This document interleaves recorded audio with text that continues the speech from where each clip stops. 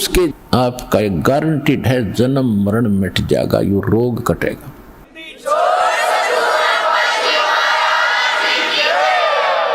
ये जड़ी, ये औषधि, ये सर्जीवन बूटी अभी तक प्राप्त नहीं थी, और जिन महापुरुषों को मालिक ने प्राप्त कराई उनसे वचनबद्ध कर दिया था कि अभी इसको नहीं बताना, नहीं तो काल के दूत भी यही ज्ञान और यही भक्ति बताएंगे, और इनके द्वारा दिए गए ये मंत्र, ये जड़ी काम करेगी नहीं, क्योंकि अधिकारी नहीं है।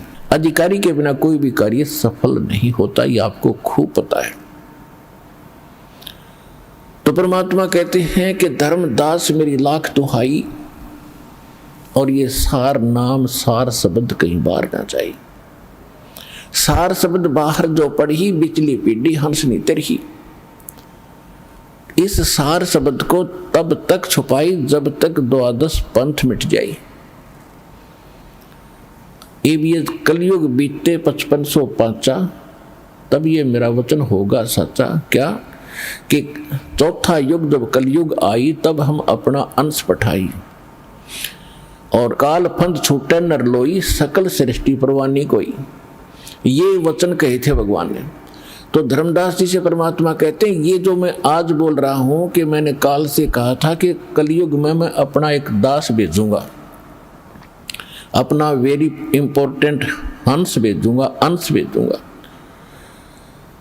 और सारी सृष्टि नाम लेगी, सबके ये काल के फंद टूटेंगे।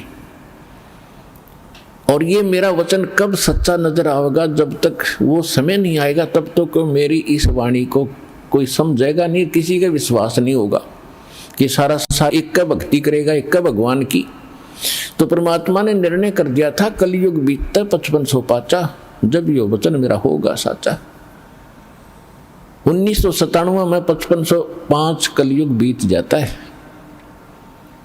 1994 में दास को नाम देने का आदेश पूज्य गुरुदेव जी से प्राप्त हुआ था। 1997 में परमेश्वर ने स्वयं आकर के आदेश दे दिया था कि अब इसको डिक्लेयर कर दे। आज देखो क्या रंग लग गया है उसका, और पूरा विश्व इसको मानेगा।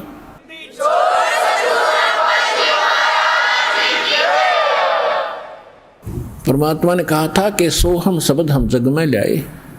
सोम शब्द तो बहुत पहले से डिक्लेयर कर रखा है, भगवान ने शिव जी को दे रखा है। शंकर भगवान इसी का जाप करते हैं, इनके शिष्य हुए थे। सोहम शब्द हम जग में लाए, लेकिन ये किसी वेद शास्त्र में नहीं है। सोहम शब्द ना गीता में, ना वेद में, ना पुराणों में। पुराण तो इनकी बनाई हुई है ऋषियों की, ये अगर वेदों से मेल नहीं खाती कोई यूज नहीं उनका। वेद प्राचीन ग्रंथ हैं, उनमें कोई सोहम नाम नहीं मिलेगा आपको। और परमात्मा ने आकर डिक्लेयर किया है, और यही ऋग्वेद मंडल नंबर 9 सूक्त 95 के मंत्र 2 में स्पष्ट किया हुआ है कि वो परमात्मा अपनी वाणी के द्वारा बोल बोल के ज्ञान सुनाता, सबको प्रेरित करता भक्ति के लिए, और वो भक्ति के गुप्त नामों का आविष्कार करके देता है। परमात्मा कहते हैं, सोहम शब्द हम जग में लाए, और सार शब्द हमने गुप्त छुपाए। तो ये परमात्मा ने कहा कि सार शब्द सर जीवन बूटी, गैसे गैसे अंग लगावे, कहे कबीर तुम सत कर मानो, ये जन्म मरण मिट जावे। ये सार शब्द से मिटना था जन्म मरण, और ये अभी तक गुप्त रखनी थी। तो अब ये वो समय आ गया है कि आपका ये जन्म मरण का रोग नाश होगा। तो हमारा उद्देश्य यहाँ पर जो मूल सौदा हम बेचते हैं, हम जो देते हैं आपको, जो सौदा करते हैं आपसे कुछ नहीं लेते, आपसे केवल समर्पण होना ही हम मांगते हैं कि परमात्मा पर समर्पित हो जाओ। और इस भक्ति को जो मंत्र आपको दिए गए सारे, अब कहने का भाव ये है कि और जो दूसरे आपके संकट हैं, ये तो हम आपको वैसे निवारण करेंगे। जैसे रूंगा बोलते हैं, रूंगा रूंगे में देंगे, रूंगे में, वो सौदे में नहीं आता रूंगा, वो तो एक्स्ट्रा दिया जाता है। जैसे पुराने समय में, अब तो वो समाप्त हो गई सिस्टम। पहले गांव में इतनी दुकानें नहीं होती थी, बाहर के फेरी लगाने वाले आते थे, कोई टिंडे बेचा करता, कोई घिया, कोई तोरी, कोई आम या कोई बेर बेचने वाले आते थे। तो हमारी दादी जी एक बेला भर के, कटोरा भर के गेहूं का या चनों का जो भी उपलब्ध होती थी, कणक, किसान घर में जन्म था हमारा, और वो ले जाती थी, पूछती थी भाई कैसे देता है ये, जैसे टिंडे कैसे देता है सब्जी के लिए। तो कहता था ताई गेहूं के 2 बार देता हूँ, 1 प्लेट में गेहूं डाल दिए और 2 बार उसके इक्विवेलेंट उसके बराबर टिंडे तोल के डाल दिए, सौदा हो गया, बराबर हो गया जो सौदा था। फिर हमारी दादी जी कहा करती रूंगा और दे भाई, और 1 टिंडा उठा कर और दे देता, तो वह कहती ना और दे, और 1-2 और दे देता। यानी वो था रूंगा, वो सौदे में नहीं था, एक्स्ट्रा लाभ लिया हो तो यहाँ जो आपके संकट, दुख, रोग किसी भी प्रकार के हैं तो ये सौदे में नहीं हमारे में, ये तो रूंगे में देंगे आपको, ले ये भी ले ले, ये भी ले।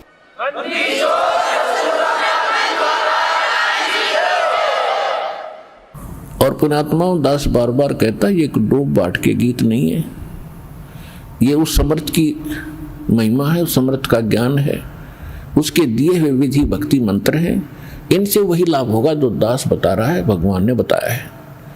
अब जैसे जब तक हम सुखी हैं तब तक हम कोई भी भक्ति कर रहे हैं, किसी भी देव की, किसी इष्ट की, या ना कर रहे हैं, तो आपके वही प्रारब्ध के, किस्मत के कर्म ही आपको प्राप्त हो रहे हैं।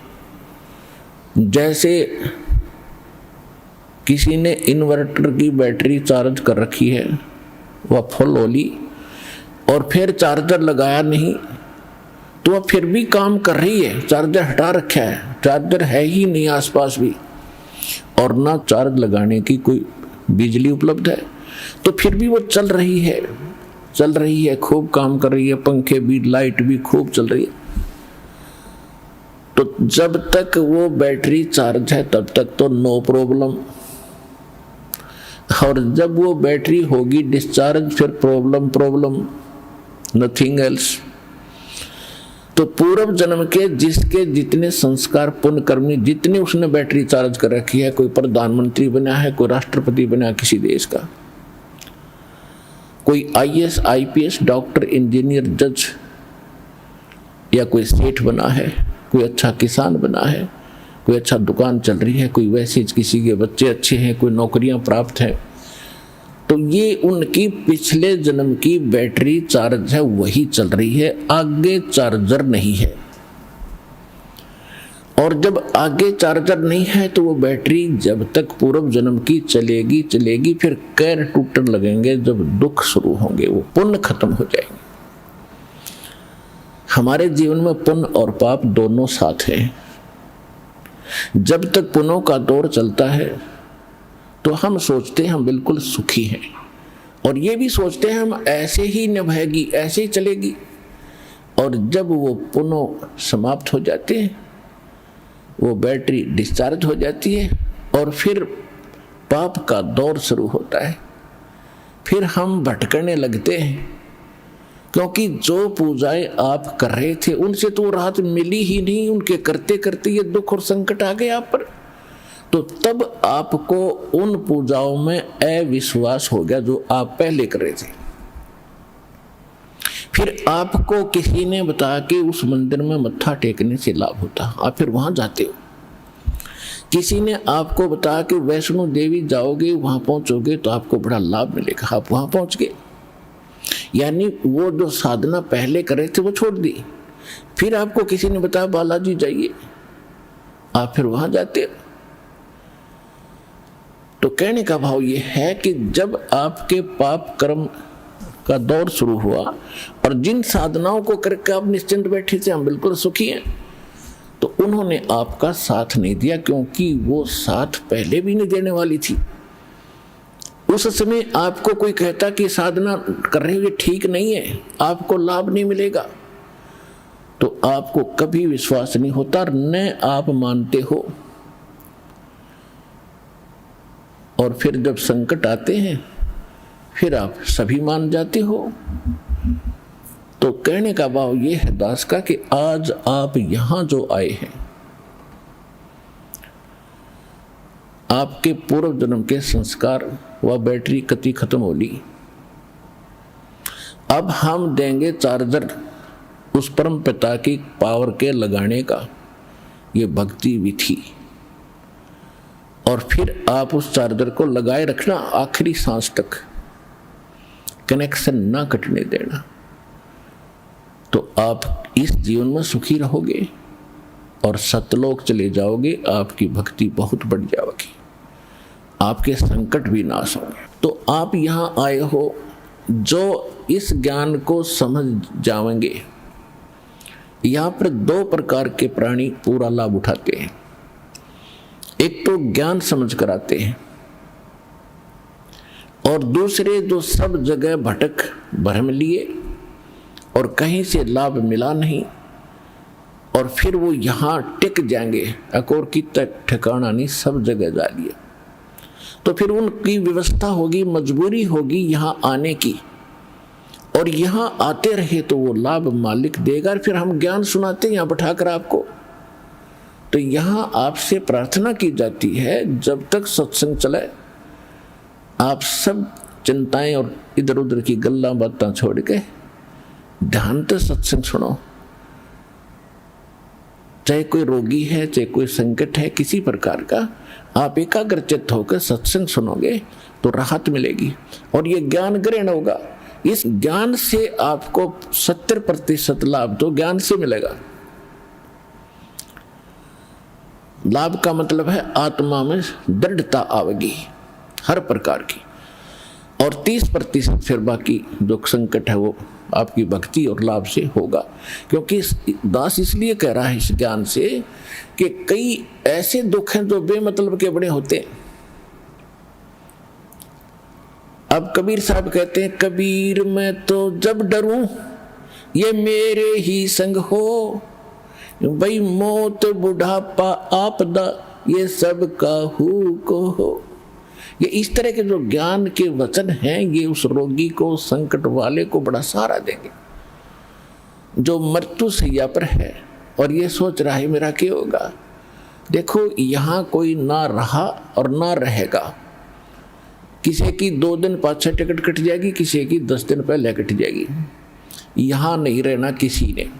लेकिन दुर्भाग्य उन प्राणियों का होगा जो सतलोक आश्रम बरवाड़ा जिला हिसार में ना आए होंगे। वो कति खाली जाएंगे, कति खाली, टोटली नष्ट करके जाएंगे जीवन को। और जो यहाँ आ गया, नाम भी ले लिया, प्रथम नाम लेकर भी उसका जीवन अंत हो गया, वो भगवान का हो गया, वो परमात्मा के जुड़ गई आत्मा, उसमें बीज पड़ गया भक्ति का। और अब ये हजारों वर्षों तक ये ज्ञान और ये समाधान चलेगा। अब वो जो बीमार रोगी सब जगह थक लिए जब यहाँ ले आए और उसकी होगी मृत्यु नाम लेकर के, आप तो चाहे कुछ भी सोचो, लेकिन भगवान ने अपना बच्चा ले लिया अपनी शरण में। मृत्यु बेशक होगी, वो अगले 10 महीने मालेगा, 10वें महीने यहाँ भगवान के दरबार में नया शरीर होगा, नए शरीर भक्ति करेगा। परमात्मा ने तो अपनी आत्मा देखनी, हम अपना स्वार्थ देखते हैं। और 10 दिन, 1 2 4 महीने और भुगता तो हम ही कह देते भगवान इसने ठा ले, हे भगवान ठा ले। हम भी तंग हो जाते, पैसा भी समाप्त हो जाता। तो कहने का भाव ये है कि आप इस ज्ञान को सुनो, समझो, अपनी सोच धारणा कति खत्म कर दो। जो ज्ञान दास बताता है ये गॉड का, परमात्मा का दिया हुआ विधान है और ये अटल है, ये सत्य है, इसमें ऐसा ही होगा। और जो सच्चे दिल से आते हैं उनका रोग भी ठीक होगा और मोक्ष भी, भक्ति मिलेगी। इसी जीवन में मोक्ष भी हो जाएगा जो दृढ़ रहे तो।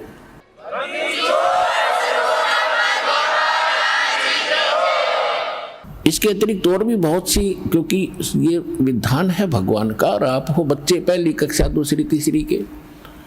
अब जैसे कानून की किताब को 3री 4थी कक्षा का बालक कैसे समझ पाएगा, लेकिन बार बार दास समझाएगा तो आपके हृदय में ये अवश्य जचेगा, विश्वास होगा, क्योंकि ये गॉड गिवन स्पिरिचुअल नॉलेज है, परमात्मा का दिया हुआ अध्यात्म ज्ञान है। तो जब आप यहाँ आ गए और सच्चे दिल से भक्ति करने लग गए, जितने भी सांस इस सिमरन में आपके गए और वो आपके गुड अकाउंट में है, और बाकी का जो समय आपने चाहे राष्ट्रपति बनकर व्यतीत कर दिया वो व्यर्थ बताया है। तो यहाँ आने वाले जितने भी भक्त हैं, चाहे रोगी हैं, तो किसी प्रकार का उनको संकट है, तो उनके लिए वो दुख वरदान बन गया। वो भगवान से मिलेंगे, उनका जीवन सफल होगा, उनके सब दुख दूर होंगे और भगवान के विमान में बैठकर सतलोक जाएंगे। ये लिखवा लो मेरे।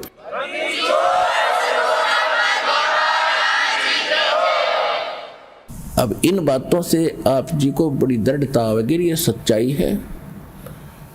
कबीर साहब कहते हैं, कबीर मैं तो तब तो डरूं जब मेरे अकेले के साथ कोई न्यारी कहानी बनती हो और मीच बुढ़ापा आपदा ये सब का हुक हो, सबकी मृत्यु होगी, सब पर संकट आएंगे और एक दिन सब ने यहाँ से ये वृद्धावस्था भी सब में आओगी। और जब हमारी शरण में आप आ जाओगे, परमात्मा कहते हैं जब हमारी शरण में आ जाओगे तो फिर आपको इन दुखों से निवारण होगा। अब जैसे मृत्यु भी होगी तो आम व्यक्ति की तरह नहीं होगी जो भक्तिहीन मरा करते हैं। कबीर साहब कहते हैं, आए हैं सो जावेंगे ये राजा रंक फकीर, एक सिंहासन चढ़ चले एक बंदे जात जंजीर है। अब जाना तो सब ने है, भगवान चले गए यहाँ छोड़ के इस गंदे लोक में, बता कोई रहने की जगह है। आज आप जिन कोठियों को बनाकर, मकानों को बनाकर अपना मान गए, आपकी होगी मृत्यु। आप 50 वर्ष के बाद, 30 वर्ष के बाद, दोबारा 20 वर्ष के बाद वापस आओगे तो वह पता नहीं कितने टुकड़ों में बट चुकी होगी। पोता पोती पता नहीं कितने कुछ ना अपनी अपनी कोठड़ी बांटे बैठे होंगे, और आपने बढ़ने भी ना दे, उसमें प्रवेश भी ना कर दे। तो क्योंकि भाई भाई नहीं देता है कि, और पिताजी का तो बहुत दूर नंबर, दादाजी का तो बहुत दूर नंबर है। तो कहने का भाव यह है, यहाँ से मन हटाओ, ये लोग ठीक नहीं, आप यहाँ मजबूरी और अज्ञानता से फंसे पड़े हो। अज्ञानता भी नष्ट होगी, मजबूरी भी समाप्त होगी, क्योंकि हम समर्थ की शरण में आ चुके हैं। अब आपके ऊपर काल का कोई विधान काम नहीं करेगा, दयाल का करेगा, यदि आप भगवान की मर्यादा में रहोगे। जब लग हंसा हमरी आना, काल लगे ना तेरा बाना। भगवान ने कह दिया था इस काल को कि जब तक मेरी आत्मा मेरी मर्यादा में रहेगा तो तेरा अटैक नहीं होगा उस पर। हम गलती स्वयं ही करते हैं। अब जैसे ये शेड बना रखा है, चाहे ओले आओ, चाहे वर्षा हो, तूफान आओ, आप इसके नीचे शरण में बैठे हो, आप निश्चिंत हैं। और आप अपनी गलती से बाहर निकल गए उस दौरान, तो ओले भी सर फोड़ेंगे और वर्षा भी आपको भिगोएगी। आप अपनी गलती से कर गए वो गलती, तब आप दुखी हुए। तो भगवान की शरण छोड़कर हम कहीं भी और किसी भी अक्षेत्र में जाएंगे। अक्षेत्र का मतलब ये नहीं है कि आप काम धंधा ना करो। अक्षेत्र का मतलब अध्यात्म मार्ग में हम किसी और की बात मानकर उसकी सत्संग या कोई ऐसा ग्रहण करने जाएंगे तो वहां काल का अटैक होगा, क्योंकि भगवान की शरण हट गई आपसे। उसके लिए क्या बताया है पुण्यात्मा? कहते हैं सतगुरु वही होता है जो सच्चा ज्ञान दे।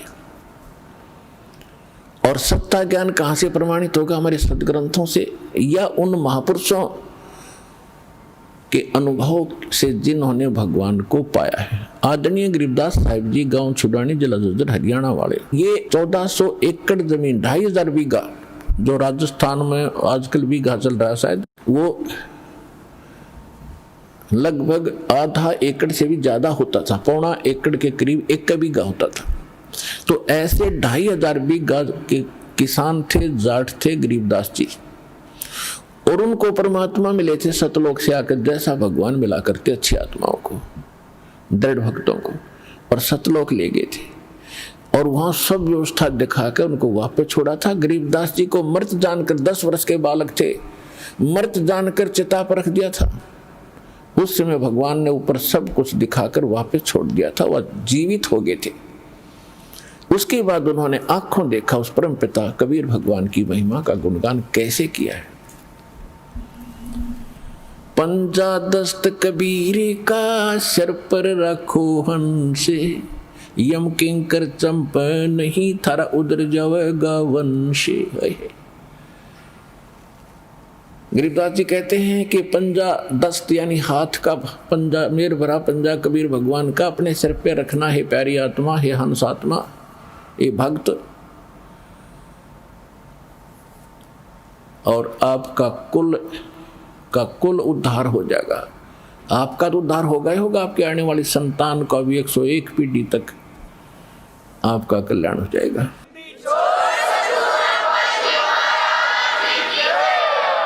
पंजा दस्त कबीर का सिर पर रखो हंसे, यम किंकर चंपे नहीं उधर जाएगा वंशी। कहते यम किंकर, यम के दूत, ये दुष्ट, किंकर माने निकम्मी आत्माएं, ये निकट नहीं आएंगी आपके, और तुम्हारा कल्याण हो जाएगा। दर्द बंद दरवेश हैं ये सतगुरु पुरुष कबीर, नाम लिए बंद छूटे हैं और टूटे जम जंजीरे। पुण्यात्माओं, ये किसी डूम भाट या मांगने खाने वाले या कोई व्यवसायिक व्यक्ति की बताई हुई कथा नहीं है, ज्ञान जो वाणी दास बोल रहा है। ये उस समृद्ध और परमात्मा से प्रीतित उस महापुरुष गरीबदास जी के अनमोल वचन है, जिसके पास कोई कमी नहीं थी किसी वस्तु की। गांव के सैकड़ों लोग उनके खेतों में गुजारा किया करते थे। उस समृद्ध की वाणी है। कोई नहीं सोचा किसी ने अपना खाने पीने के ढंग के लिए ही कोई वटपट कर रखी होंगी, नहीं, परमात्मा को देख कर ज्ञान बताया है। दर्द बंद दरवेश हैं ये सतगुरु पुरुष कबीरे, कि दर्द बंद दरवेश, दरवेश माने महात्मा संत, और हमारे दर्द को समझने वाले एक यही महापुरुष है। क्योंकि जो परमात्मा यहाँ आते मनुष्य जैसे होते, वहाँ भी मनुष्य जैसे ही, लेकिन यहाँ अपना हल्का तेज पुंज का शरीर बनाते हैं, साधु संत के रूप में रहते हैं, तो सतगुरु की भूमिका भी करते हैं और भगवान वो होते ही है। तो यहाँ गरीबदास जी ने अपने भगवान कबीर साहब की उपमा सब तरह से की है। दर्द बंद दरवेश हैं ये सतगुरु पुरुष कबीर। सतगुरु तो यहाँ है, सच्चा ज्ञान देने वाले, और पुरुष माने परमात्मा, और कबीर वो कबीर। दर्द बंद दरवेश हैं ये सतगुरु पुरुष कबीर, और नाम लिए बंद छूटे हैं ये टूटे जम जंजीरे। उस कबीर परमात्मा के द्वारा बताए गए विधि मंत्र नाम के जपने से आपके सब कर्मों के बंधन नष्ट हो जाएंगे, और काल की जंजीर जो बांध रखी है कर्मों की, ये खत्म हो जाएगी। सतगुरु पुरुष कबीर हैं ये 3 लोक तत्सारे, कोटि 49 पृथ्वी ये 14 भवन उधारे। गरीबदास साहिब जी कह रहे हैं कि सतगुरु पुरुष कबीर हैं ये 3 लोक तत्सार, कि इनके पास, इनकी शरण में आने से ही सभी का उद्धार हो जाएगा, सभी प्राणियों का। सतगुरु पुरुष कबीर हैं ये 4 युग परवाने, ये झूठे गुरुआ मर गए और हो गए भूत मसान। जैसे आप जी को राधा स्वामी पंथ के प्रवर्तक श्री शिवदयाल जी का इतिहास दिखाया, बहुत बार दिखाया है। अब देखो, ये पुण्यात्मा थी, भगवान के लिए तड़फ रहे थे, गुरु ठीक मिले नहीं, संत कोई मिला नहीं, पिछली बैटरी चार्ज थी, उसके आधार से थोड़ा बहुत किसी को आशीर्वाद दे दिया, उससे भी राहत होगी, और अपना जीवन नाश किया और करोड़ों को और मिट्टी में मिलाकर मर गया, फिर भूत बना। राधा स्वामी पंथ के प्रवर्तक श्री शिवदयाल जी की ही शाखाएं हैं ब्यास में, उसी के से एक शाखा निकली है सच्चा सौदा सिरसा डेरा और जगमाल वाली, उसी से शाखा निकली है कृपाल सिंह मिशन दिल्ली में, उसी की शाखा जय गुरुदेव मथुरा में, उसी की शाखा है दिनोद के अंदर, वो ताराचंद वाली। उसी की शाखा ठाकुर सिंह, जो कृपाल सिंह का चेला बागी हो गया था। तो कहने का भाव ये है कि आप भूत बना शिवदयाल जी, और ये कितने जीवों को मिसगाइड करके काल के मुंह में डाल गया। तो यहाँ गरीबदास साहब जी भगवान कबीर साहब के बारे में कहते हैं कि सतगुरु पुरुष कबीर हैं ये चारों युग प्रमाणे, झूठे गुरुआ मर गए वो हो गए भूत मसान। अब वो झूठे गुरु से, नकली गुरु से भूत बन गए शमशान घाट में, तो उनकी अंतिम संस्कार हो गया, उधर से वह धक्के खाते फिर रहे भूत बन गए। अब कबीर साहब कहते हैं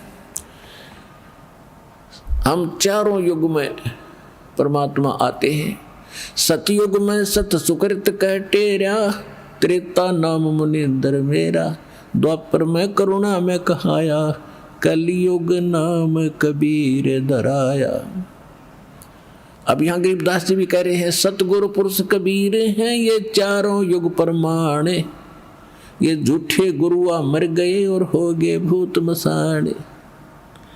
झूठे गुरु के आश्रय कदे न उधर जीवे, सच्चा पुरुष कबीर है ये आद परम गुरु पीवे। सतगुरु पुरुष कबीर की कोई न चल है गैले, बिना पंथ पग धरत है गगन मंडल में सैले। बिना नीम के नगर में ये बसते पुरुष कबीरे, शिव ब्रह्मा जी थकत है कौन धरे जा धीरे। लख लख योजन उड़त है ये सुर नर मुनिजन संते, ऊंचा धाम कबीर का कोई न पावे अंत। अब क्या बताते हैं कि साधु संत ऋषि महर्षि देवता समाधिस्थ होकर के लाखों लाखों ऊपर कोष्टक योजन तक समाधि में चले जाते हैं, लेकिन वापस थक कर बैठ जाते हैं। जो साधना ये करते हैं ये वहां नहीं जाया जा सकता। तो यहाँ कहते हैं लख लख योजन उड़त है ये सुर नर मुनिजन सुनते, ऊंचा धाम कबीर का कोई न पावे अंत। सतनाम के जाप से बाजे अनहद नाद, तोबा परमेश्वर कबीर की ये छूटे सभी उपाद। अब क्या बताते हैं गरीबदास साहब जी कि जो सतनाम है परमात्मा का, उससे वो अनहद नाद जो वास्तविक है वो प्रकट होगा। जैसे अन्य नाम जपते हैं जो राधा स्वामी वाले या कोई और नाम ना भी जपते, कान कुन बंद करके अंदर जो धुन सुनते हैं, ये धुन वो वास्तविक नहीं है। जैसे एक ढोलक होती है, ढोलक, उसको बजाने के लिए एक विशेष प्रकार का एक डंडा सा होता, छोटा सा, उसका प्रयोग होता है और वो सही सुर में सुर मिलाता है, उसकी वास्तविक तान देता है, वास्तविक धुन उससे प्रकट होती है ढोलक की। और उस विशेष प्रकार के उसके जो विशेष डंडा है उसकी बजाय यदि कोई चप्पल उठा कर उस ढोलकी का लगाएगा तो आवाज तो फिर भी होगी, लेकिन वो ना होगी जो उस और सही डंडे तोड़ी थी जो उसके लिए बनाया गया है। इसी प्रकार जो ये भ्रमित हैं, कान बंद करके धुन सुन ले, ये तक ढोलक का चप्पल मार रहे हैं, उनके नाम गलत है। तो सतनाम के जाप से वो बाजे अनहद नाद।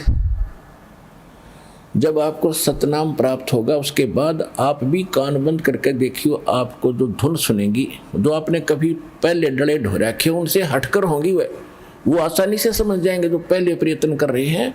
और फिर जब ये शुरू होंगी वो यहाँ से फिर निर्णय होगा। लेकिन इनको सुनो या ना सुनो,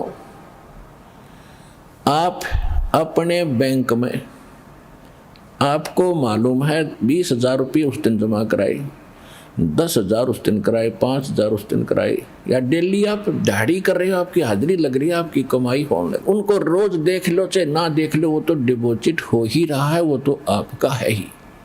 और ये जो बगैर नाम दिए ही, कोई नाम भी नहीं देते, वैसे धुन सुनते हैं, तो ये उनके पहले पिछले जन्मों की कोई वो रखा है पुण्य, उससे भी वो होती तो वो इस काल वाली ही धुन है, वो भी सुनती है। जैसे किसी ने बैंक में डिपॉजिट करा रखा है, आगे कराता नहीं, तो उसने कभी देख लिया अपने बैंक के अकाउंट में उतना ही पाओगा, बल्कि खर्च हो रहा होगा, उससे निकाल भी रहे हो आप। तो इस प्रकार ये पूंजी यानी भक्ति धन का जो अकाउंट है, ये ज्ञान है, ये ऐसे है। अब क्या बताते हैं, धर्मराय दरबार में देई कबीर तलाके, मेरे भूले चुके हंस को तू पकड़िए मत कजाके। गरीबदास जी आंखों देखा हाल विवरण कर रहे हैं। परमात्मा के साथ ऊपर गए सतलोक में, तो रास्ते में सभी ब्रह्मा विष्णु महेश के लोक दिखाए और उनसे चर्चा की। जहां भी परमात्मा जाते थे, ये अध्यात्म मार्ग एक ऐसा है, सामने वाले को बताने की जरूरत नहीं मैं कौन आ रहा हूं। अपने आप इस भक्ति का प्रबल, जिसके अंदर अधिक भक्ति शक्ति है, सामने वाला अपने आप नतमस्तक हो जाता है। उसको स्वयं एहसास हो जाता है कि तेरे से कोई बड़ी शक्ति का युक्त व्यक्ति है, तो स्वयं उनको विशेष शिष्टाचार करता है। तो जहां भी गए, जिस भी देव के पास, ब्रह्मा विष्णु महेश के पास, दुर्गा के पास, जहां भी किसी देव ऋषि के पास परमात्मा पहुंचे, तो सब ने विशेष सत्कार किया। और जब धर्मराज यानी यहाँ का न्यायाधीश है इस ब्रह्मांड का, उसके पास जब परमात्मा पहुंचे, तो वो अपने आप खड़ा हो गया, कुर्सी से दूर जा खड़ा हुआ और करबद्ध हो गए। नहीं, धर्मराज यानी एक न्यायाधीश, चीफ जस्टिस, किसी के सामने वो खड़ा नहीं होता, ना ब्रह्मा ना विष्णु ना शिव के सामने, क्योंकि उन सब का न्याय वही करता है। वो अलग खड़ा हो गया, चेयर छोड़कर, अपना आसन छोड़ करके। परमात्मा कबीर साहब उसको धमका रहे हैं, जैसे छोटे अधिकारी को बड़ा अधिकारी अपने हिसाब से आदेश देता है, जैसे एक एसपी और एसएचओ को आदेश सुनाता है और वो सावधान होकर शिष्टाचार से यश करके सुनता है। इस स्थिति जब धर्मराज की देखी, गरीबदास साहिब जी ने भगवान को डांट लगा रहे हैं। क्या कहते हैं, धर्मराज दरबारे में देई कबीर तलाके, मेरे भूले चुके हंस को तू पकड़िए मत कजाके। कजाक जैसे अंग्रेजी में कहते हैं ब्लडी मैन, ये समझ लेना, इस तरह बोले। कहते बोले पुरुष कबीर से धर्मराय कर जोड़े, तुमरे हंस को पकड़ू नहीं मैंने 2 ही लाख करोड़े। अपने आत्मा कबीर साहब अपनी समर्थता उस प्यारी आत्मा गरीबदास जी के रूबरू कराना चाहते थे, ताकि यो मेरा कति गवाह बन जा, मेरे बच्चों को विश्वास दिलावे। और वो काम वापस आके गरीबदास जी ने कति कलम तोड़ कर दिया। क्यों, आंखों देख रहे भगवान की सारी सामर्थ्य देख रखा, और वो लोग देखा जहां हम रहा करते थे, वो स्थान देखा, वहां का सुख देखा, वहां कैसे जाया जाएगा वो विधि मालिक ने बताई। तो वही दास आपके रूबरू कर रहा है, इसमें कोई मीन मेख नहीं, इसमें कोई त्रुटि नहीं पाओगी, विश्वास रखना। अब धर्मराज कहने लगा कि हे परमात्मा, मेरी मजबूरी है एक, कि जिन्होंने आपकी शरण में आने से पहले जो गलतियां की हैं, किसी ने शराब पी है, कोई परनारी के साथ गलतियां की हैं, या कोई और चोरी जारी फंड किए हैं, तो उनके अकाउंट में मेरे पास वो पाप डिपॉजिट है, उनका तो दंड मुझे देना पड़ेगा, मेरी मजबूरी है। क्या कहते हैं, मदहारी जारी न रहा, जो भांग तमाकू खाही, पर दारा पर घर तक जिनको ल्यूं अकनाही। कहते हैं मद आहारी, शराब पीते हैं, मांसाहारी, और जारी करते हैं जो परिस्त्री गमन करते हैं, और भांग तमाकू खाही, पर दारा दूसरे की औरत को तकते हैं, पर दारा पर घर तक दूसरे के घर की तरफ, उनके धन की तरफ बुरी नीयत रखते हैं।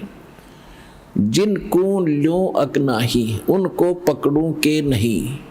फिर अपनी व्यवस्था बताते हैं, धर्मराय विनती करे सुनियो पुरुष कबीर। धर्मराज विनती करता कर जोड़ के सुनना है भगवान कबीर। धर्मराय विनती करे सुनियो पुरुष कबीर, जिनको तो पकड़ना पड़े और जड़नी पड़े जंजीर। हमारे विधान में इनको पकड़ना पड़ेगा और इनको जंजीर से भी बांध कर इनकी पिटाई भी करनी पड़ेगी, दंडित भी करना पड़ेगा। धर्मराज क्या कहते हैं कि कर्मों से तीरथ थे अब जो शरण कबीर, जिनको निश्चय मारूंगा मैं काढ़ों बल तकसीर। यानी जो पहले के दंड थे वो तो मुझे देने पड़ेंगे। और परमात्मा क्या कहते हैं, पहले किए सो बख्श हूं आगे करे ना कोई, कबीर कहे धर्मराय से नाम रटे मम सोई। करम बरम ब्रह्मंडे के मैं पल में करहूं नेश, जिन हमारी दुहाई दी सो करो हमारे पेश। अब क्या निर्णय दे दिया, उसको क्या समाधान बता दिया कि करम भरम ब्रह्मंड के मैं पल में करहूं नेश। इसकिन के जो भी कर्म इन्होंने किए हैं गलती से मेरी शरण में आने से पहले, उन सब पर मैं कलम मार दूंगा, क्रॉस कर दूंगा और वो मेरे पास ले आना इनके कर्मों के अकाउंट को। सो करो हमारा पेश। करम भरम ब्रह्मंडे के मैं पल में करहूं नेश, और जिन हमारी दुहाई दी सो करो हमारे पेश। त्रिकुटी के ऊपर एक सबका सादला, एक ये समझ लो राजदूत भवन है। जैसे एक प्रत्येक देश का प्रत्येक देश में एक राजदूत भवन होता है, ऐसे ही परमात्मा उस राजदूत भवन में अन्य रूप बनाकर रहते हैं। और परमात्मा ने कहा कि जब यदि कोई ऐसी समस्या तेरी है तो मेरे पास ले आना उस बच्चे को और उसके अकाउंट को मेरे दरबार में वहां ले आना, हमारे पेश करना और मैं उसको काट दूंगा। तेरे ऊपर कोई भार नहीं रहेगा, उसका कोई लेखा जोखा तेरा नहीं रहेगा। ये मैं समाधान कर देता।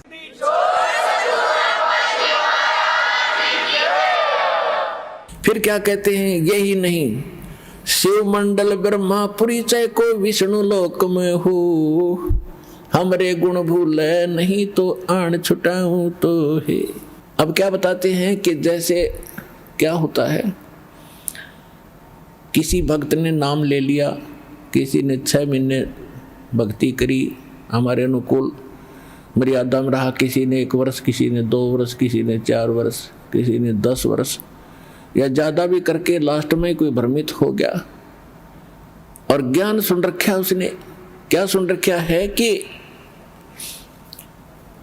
3 लोक का राज जीव को जय कोई दे, और लाख बधाई क्या करे जय नहीं नाम से ने। फिर क्या बता रखा परमात्मा ने, इंद्र दा राज कागदा बिष्टा। यहाँ स्वर्ग के राजा का भी यदि राज हमें प्राप्त हो तो हमारे उस सतलोक के सुख के तुलना में काग की बीट के तुल्य है। देवताओं का भी राजा बन जा, स्वर्ग का भी राजा हो। हम यहाँ छोटे से MLA MP सरपंच बनकर चौड़े काक फूल जाती है, वो तो बिना ज्ञान के। जब ज्ञान हो जाएगा तो उसके लिए बताते हैं कि चाहे सारी पृथ्वी का भी राज्य आपको प्राप्त हो, आपने ग्रहण नहीं करना यदि मोक्ष चाहते हो। यदि आज आप राजा बन गए, मृत्यु होगी, भक्ति करी नहीं तो गधा बन गए, तो क्या सुख हुआ। ये ऐसे इंद्र स्वर्ग का राज भोग कर सीधा गधे की शरीर में जाता है तो चाट ले उस इंद्र के राज ने, और गधा बने पाचे कित गया वो इंद्र का राज्य। स्वर्ग में गए हुए कहते हैं इंद्र कुबेर ईश की पदवी ब्रह्मा वरुण धर्मराया, और विष्णुनाथ के पुर को जाकर फिर भी जन्म मरण में आया तो खा के ये जीवन। तो ये बातें क्या होती है कि जैसे आपने प्रथम मंत्र ले रखा है, प्रथम मंत्र ये इतना गजब का मंत्र है, इतना कीमती है, इसके थोड़ा सा सुमन में आपको गुणापन होगा। इन देवताओं का ये विशेष मंत्र है। जैसे हम वैसे राम कृष्ण करते रहे, विष्णु विष्णु करते रहे, ये नहीं सुनेंगे। हम गणेश गणेश जय गणेश देवा करते रहे, ये नहीं सुनेंगे। जैसे जोटे को जोटा जोटा करते रहो, भैंसा भैंसा करते रहो, नहीं सुनता। उसका एक मूल मंत्र है, उसको कर दो हर, वो तभी यूं देखेगा और ऐसे चकोना होगा। दूसरी बार कर दिया तो उधर दौड़ने की चेष्टा करेगा। इसी प्रकार जो ये मंत्र परमात्मा ने हमें बताए हैं, इन देवताओं के विशेष मंत्र हैं, इनको खींच लेते हैं, ये विवश है इनका। तो इन मंत्रों का थोड़ा ही जाप करने से आपको बहुत लाभ होना शुरू हो जाता है। जिसने प्रथम मंत्र दिया फिर छोड़ दिया, नाम आ गया किसी की बातों में, या द्वितीय भी सतनाम भी लेकर छोड़ जाते हैं, वो बहुड़े भक्त जिनको ज्ञान संपूर्ण नहीं होता। और फिर उनको जिसने सतनाम तक मिलता है तब तक हम उनको बहुत सा ज्ञान सुना देते हैं, और उनको इतना पता अवश्य हो जाता है कि हम जब मृत्यु के बाद कहाँ जाते हैं। जैसे प्रथम मंत्र में आपको जैसे सावित्री ब्रह्मा का मंत्र दिया गया है, लक्ष्मी और विष्णु जी का भी मंत्र है, शिव पार्वती का मंत्र है, गणपति का मंत्र है, दुर्गा का भी आपको मंत्र जाप दिया है। अब जितने इन मंत्रों की आप कमाई करते हो आपकी डिपॉजिट होगी, और कुछ यहाँ के संसारिक सुखों में आपके खर्च होगी, फिर भी ढेर सारी बच जाती है। तो उसके बाद जब आप यहाँ से जाओगे शरीर छोड़कर, इधर से कनेक्शन कट भी गया आपका, भगवान से दूर हो गया किसी कारण से दुर्भाग्यवश। और फिर सतनाम में प्रथम मंत्र ओम है, द्वितीय गुप्त है जो तत्व मंत्र है। तो उसको जब वो ब्रह्म का जाप है, जो सांस से जो करते हैं वो ब्रह्म का जाप हो जाता वही मंत्र। और तत्व जो सांकेतिक शब्द है वो परब्रह्म यानी अक्षर पुरुष का होता है। यदि हम यहां से नहीं जाते हैं तो ब्रह्म लोक के अंदर काल ने एक व्यवस्था कर रखी है, व्यवस्था नकली सतलोक, अलखलोक, अगमलोक और अकैलोक बना रखे। ब्रह्मलोक ओम नाम के जाप से ब्रह्मलोक में जाता है ये प्राणी। ब्रह्मलोक एक बहुत बड़ा होटल है, और फिर उसके बाद जो दूसरे मंत्र का जाप है उस दूसरे लोक को और ज्यादा सुविधा दे रखी है इसने, वही उसके कई पोर्शन बना रखे हैं ब्रह्मलोक में।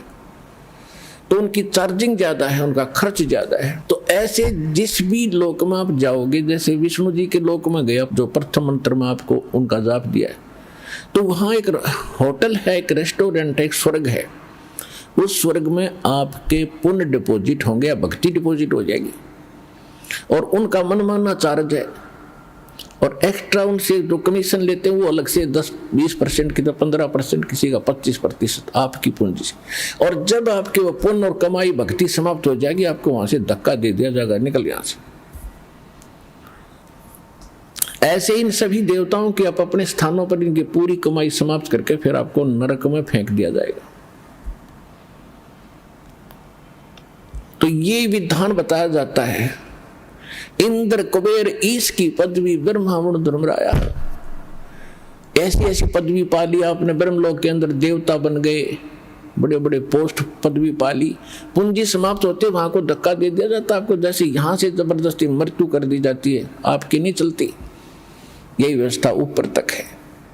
तो वहां जाने के बाद जब आपको ज्ञान हो जा, वहां गए किसी लोक में, शिव के लोक में, विष्णु के लोक में, ब्रह्मा के लोक में या ब्रह्म के लोक में, और वहां आपको याद आ गया कि हम तो गलत आ गए, भगवान कति गलत आ गए, हे भगवान ये बहुत गलती हुई, परमात्मा है बंदी छोड़, हृदय से रोगे उस वहां के सुख से मुंह मोड़ के, तब मैं आपको वहां से भी छुड़ा लाऊंगा।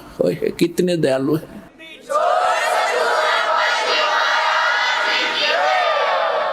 अब क्या कहते हैं परमात्मा, शिव मंडल शिव का लोक, ब्रह्मापुरी ब्रह्मा का लोक, और शिव विष्णु लोक है ही। शिव मंडल ब्रह्मापुरी चाहे विष्णु लोक में हो, हमरे गुण भूल नहीं तो आण छुटाऊं तो वहां से भी छुटा लूंगा। तो किसी लोक में जाकर तो मुझे याद करेगा, भगवान गलती बन गई, हे परमात्मा अब घनी गलती बन गई, तो वहां से भी छुटवा लाऊंगा तेरे को। और उस पूंजी को बचा कर परमात्मा फिर जन्म फिर भी देना पड़ेगा, और जन्म लेकर फिर आपने सतलोक आश्रम बरवाला जिला हिसार में फिर भी आना ही पड़ेगा, चाहे कितना भटक लियो। इसलिए ये गलती अब ना करियो, इसलिए आपको बार बार ये ज्ञान दिया जाता है।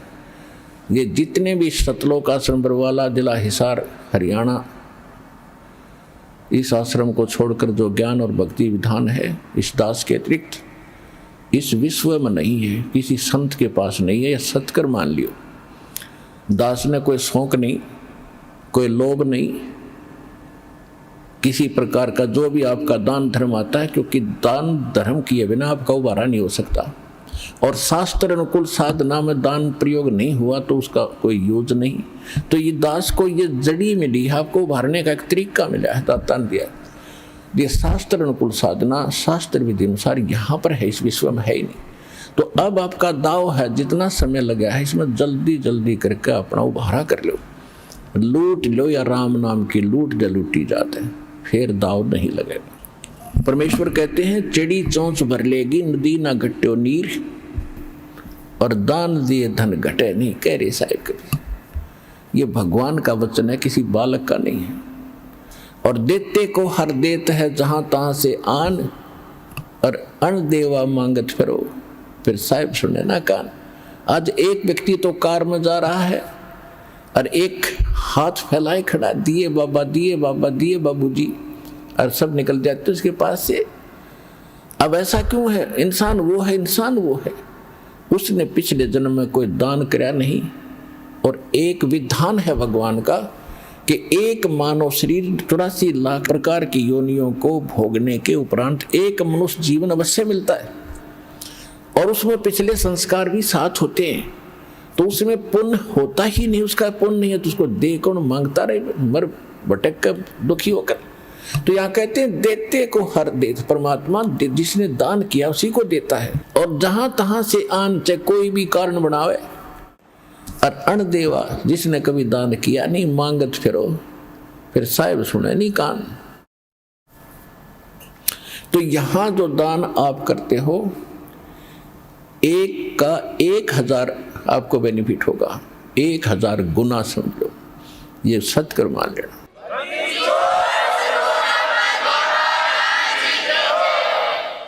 और इसके साथ साथ कहते हैं गुरु बिन माला फेरते, गुरु बिन देते दान, गुरु बिन दोनों निष्फल हैं, चाहे पूछो वेद पुराण।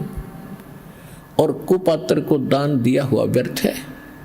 सुपात्र यानी सच्चे संत को ही दान दे, उसका फल है। नियम हर एक चीज के।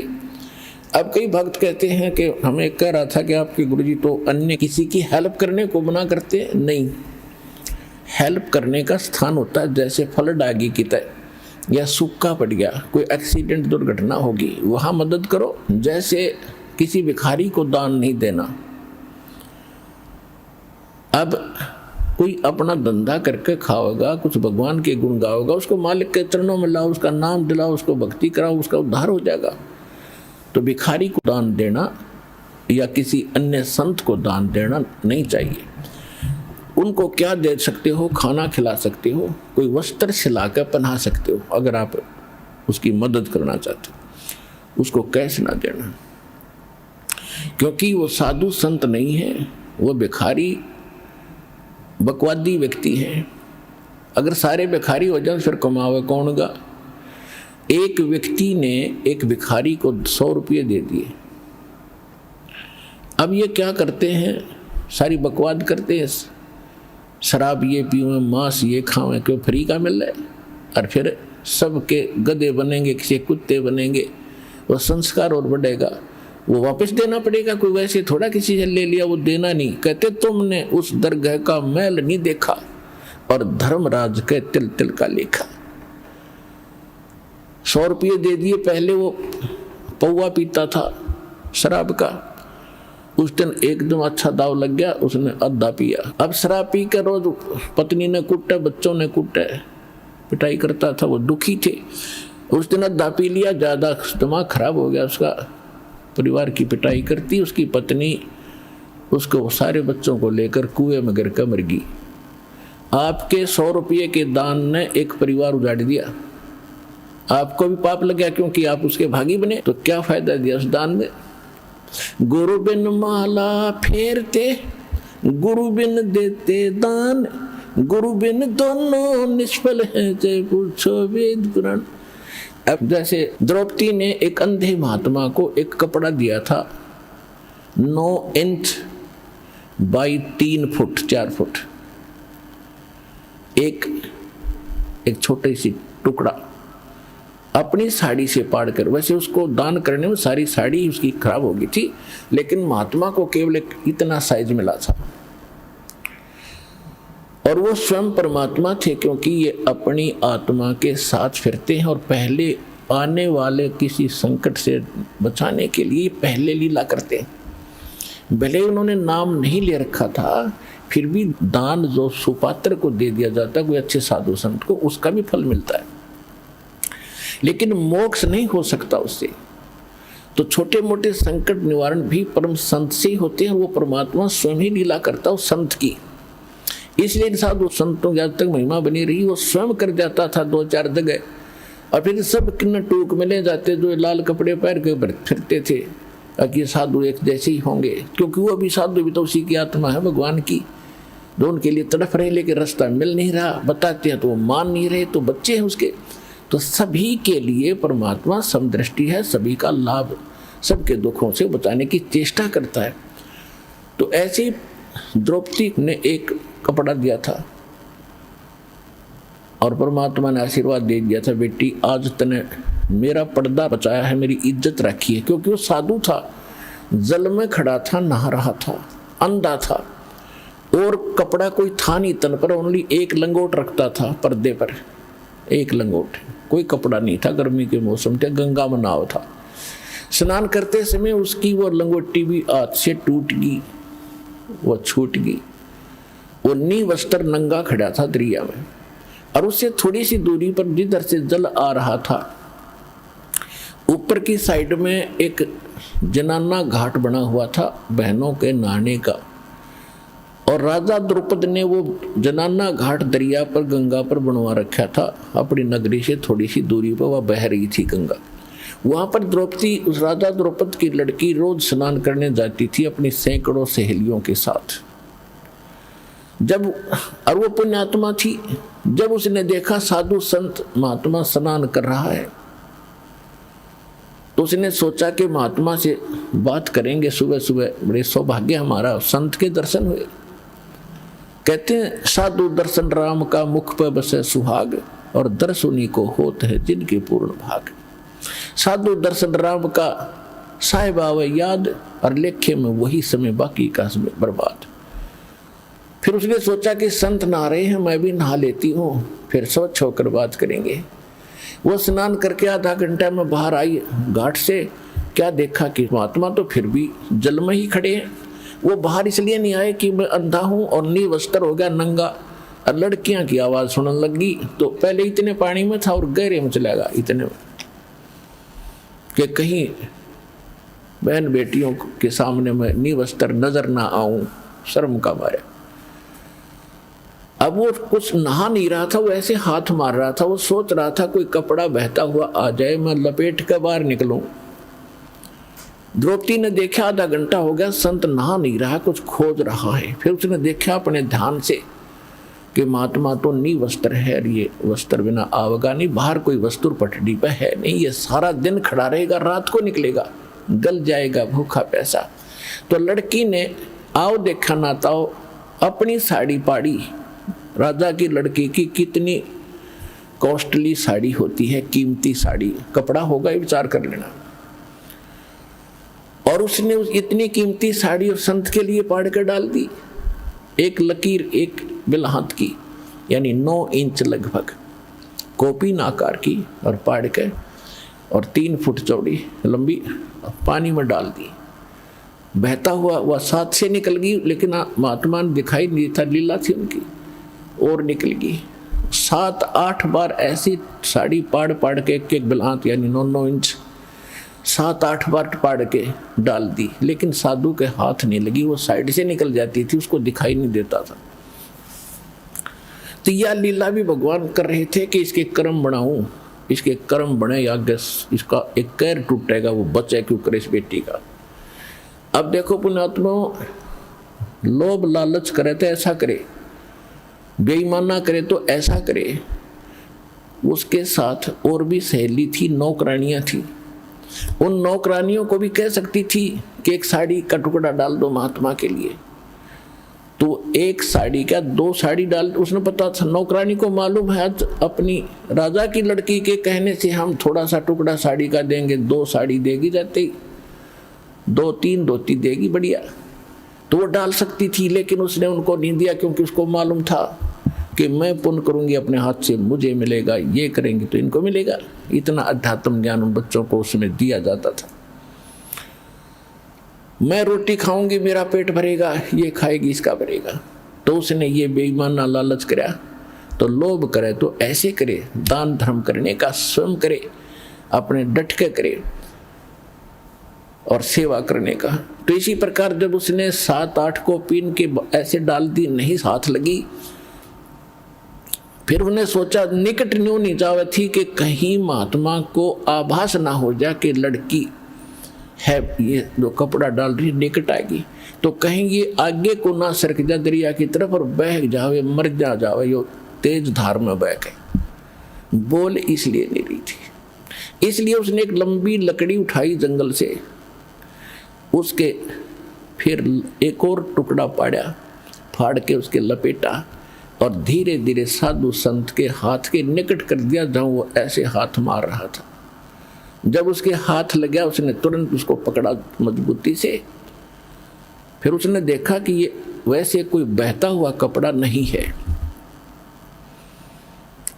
ये तो स्पेशल साइज पाड़ के साड़ी का दिया हुआ है, और बेटी भी आस पास ही होगी। वो तो अंतर्यामी थे, लेकिन लीला जो भगवान करते हैं, जैसे 120 वर्ष धानक रूप में, जुलाई रूप में काशी में रहेगी, कोई आज तक नहीं समझ पाया वो भगवान थे।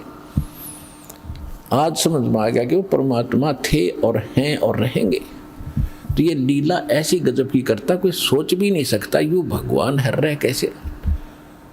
अंधे की लीला कर रहे थे, अंधे वाली करी पूरी। इस काल को भी धोखा देता है, यही वेद में लिखा है। और यही नानक साहब कहते, ए ठगवाड़ा ठगी देश खरा सियाणा बोता बार, ये धारण के रूप रहा करता। और खुद कहते हैं भगवान सोचल सीधर मैं करूं अपने जन के काज।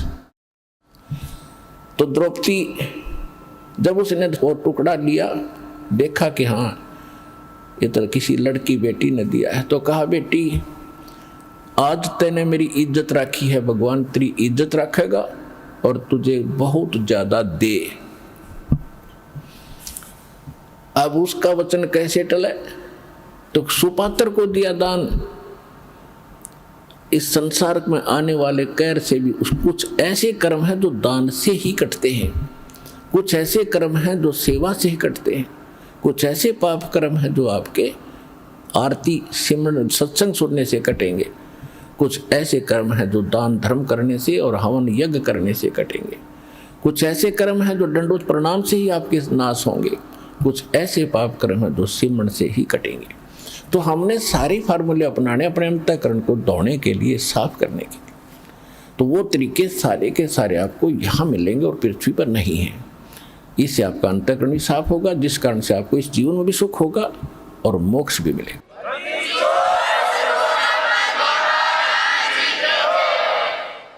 अब द्रौपदी का विवाह हो गया अर्जुन से, और पांडव हार गए जुए में,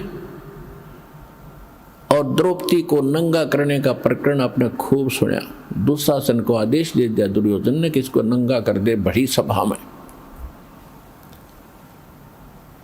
और इसका चीर उतार दे, हम अंधे हैं। द्रौपदी ने एक कुवचन कहा था, जिसमें राजा युधिष्ठिर ने एक शीश महल बनाया था शीशे का, और दुर्योधन को न्योता दिया था भोजन के लिए। ये गया तो इसकी टक्कर लगी शीशे में, दिखा कौन, यू गिर गया। द्रौपदी आई थी पानी लेकर के सिर पे मटका भर के, और हंसती हुई कहने लगी कि अंधों की संतान अंधी ही होती है। उसने एज ए भाभी अपने देवर को एक मजाक कर दिया, और कहते हैं दुर्योधन दुष्ट आत्मा था, उसका इतना दुख मान गया कि इसको सबक सिखाऊंगा, कि इसने कैसे कह दिया मेरे साथ ऐसा मजाक, अभद्र मजाक किया है। अपने आत्मा परमात्मा कहते हैं साधु सोना और सजन, संत भगत सोना और सजन पुरुष टूट जोड़े 100 बार, और दुर्जन और पाका कलश एक के धक दरार। जैसे मटका होता है पका हुआ, उसको थोड़ा सा झटका लग गया, उसमें दरार आ जाएगी, क्रैक हो गया, वो दोबारा नहीं मिल सकता, 100 प्रयत्न कर लो, अलग ही पहचान रहेगी। इसी प्रकार दुष्ट व्यक्ति एक बार थोड़ा सा भी कोई बात होगी, वो कभी वैसा नहीं हो सकता, वो अपना कुबद मन में जरूर रखेगा, बकवाद करे बिना रह नहीं, उसमें इतना दोष होता है। और भगत संत साधु और सोना और सजन, सजन पुरुष भद्र पुरुष टूट जोड़े 100 बार। जैसे सोने का आभूषण बना दिया, अलग अलग टुकड़े कर दिए, फिर उसको दोबारा आभूषण बनाया जाता है, निशान भी नहीं रहता ये कौन था, वैसा ही बन जाता है।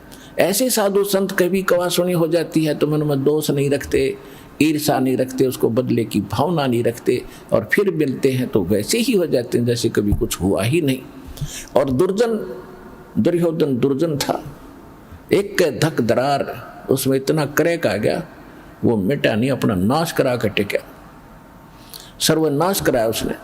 अब उसी आधार से उसने कहा कि दुशासन अब इसको नंगा कर सुबह में, हम तो अंधे हैं और अंधों की संतान है, हम कुछ देख थोड़े सकेंगे इसके अंग को, नंगा कर इसको आज। अब द्रौपदी, वहां कौन कौन विराजमान थे पुण्यात्मा, महाभारत पढ़ा करते आप, इसको बड़ा अनमोल ग्रंथ जान के, इसके अंदर जो इन पात्रों का जो गलत रोल था किसी का नहीं धरती पर हमने देखने नहीं मिला। विषम पितामह है, द्रोणाचार्य और कर्ण, ये 3 ऐसे योद्धा थे जिससे सब कुछ कांपते थे। दुर्योधन भी कांपता था और वो सारे सभी कौरव कांपते थे।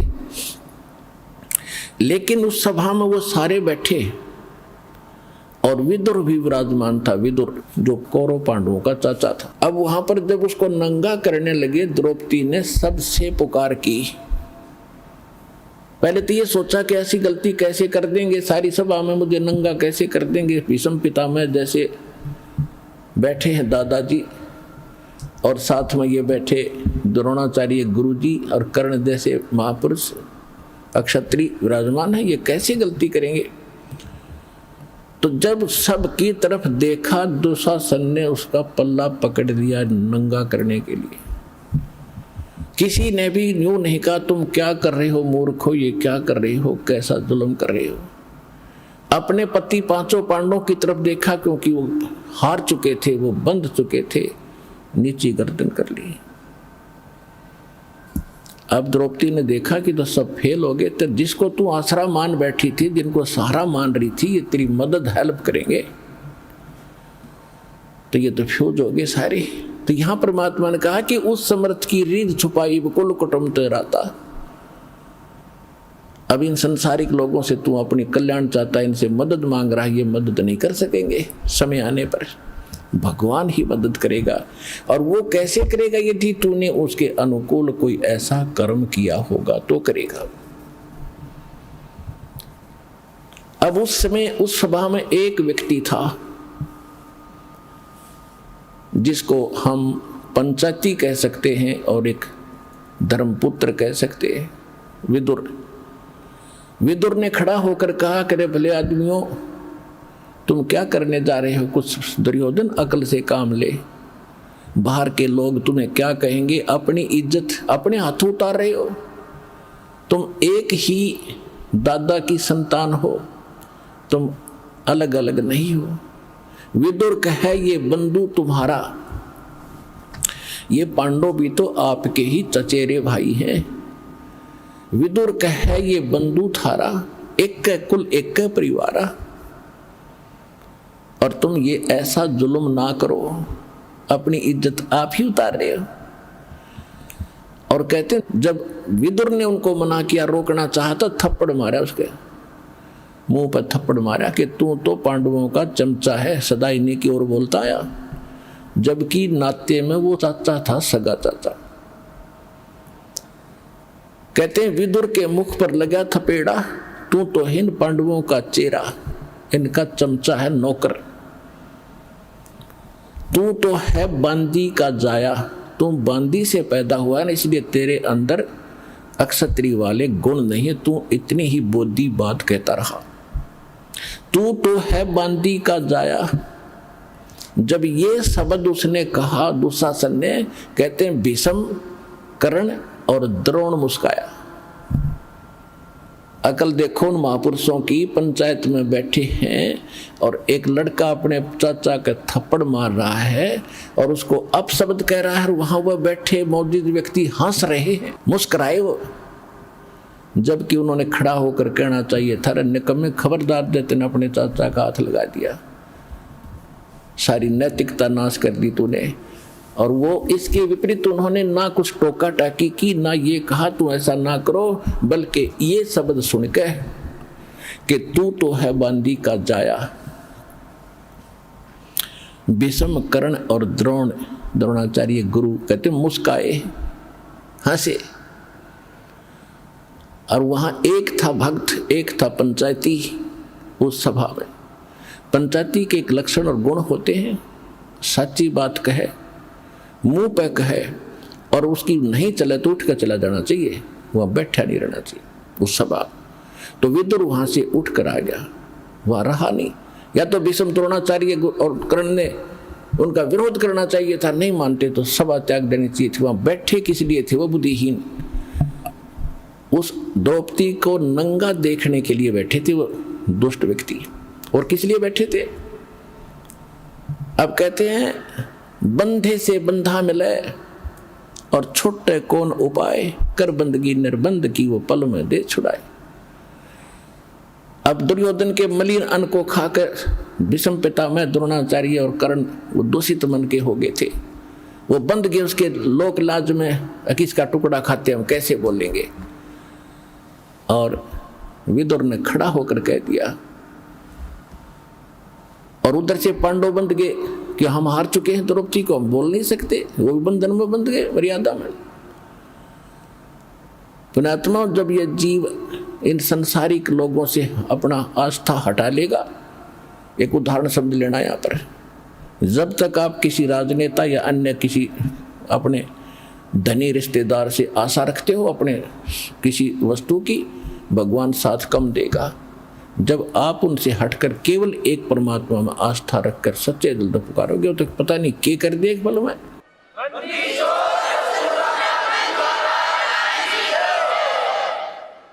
जब द्रौपदी ने देखा कि यहाँ कोई और साथी नहीं, तेरा मददगार नहीं है, तब सच्चे दिल से आत्मा रोई थी।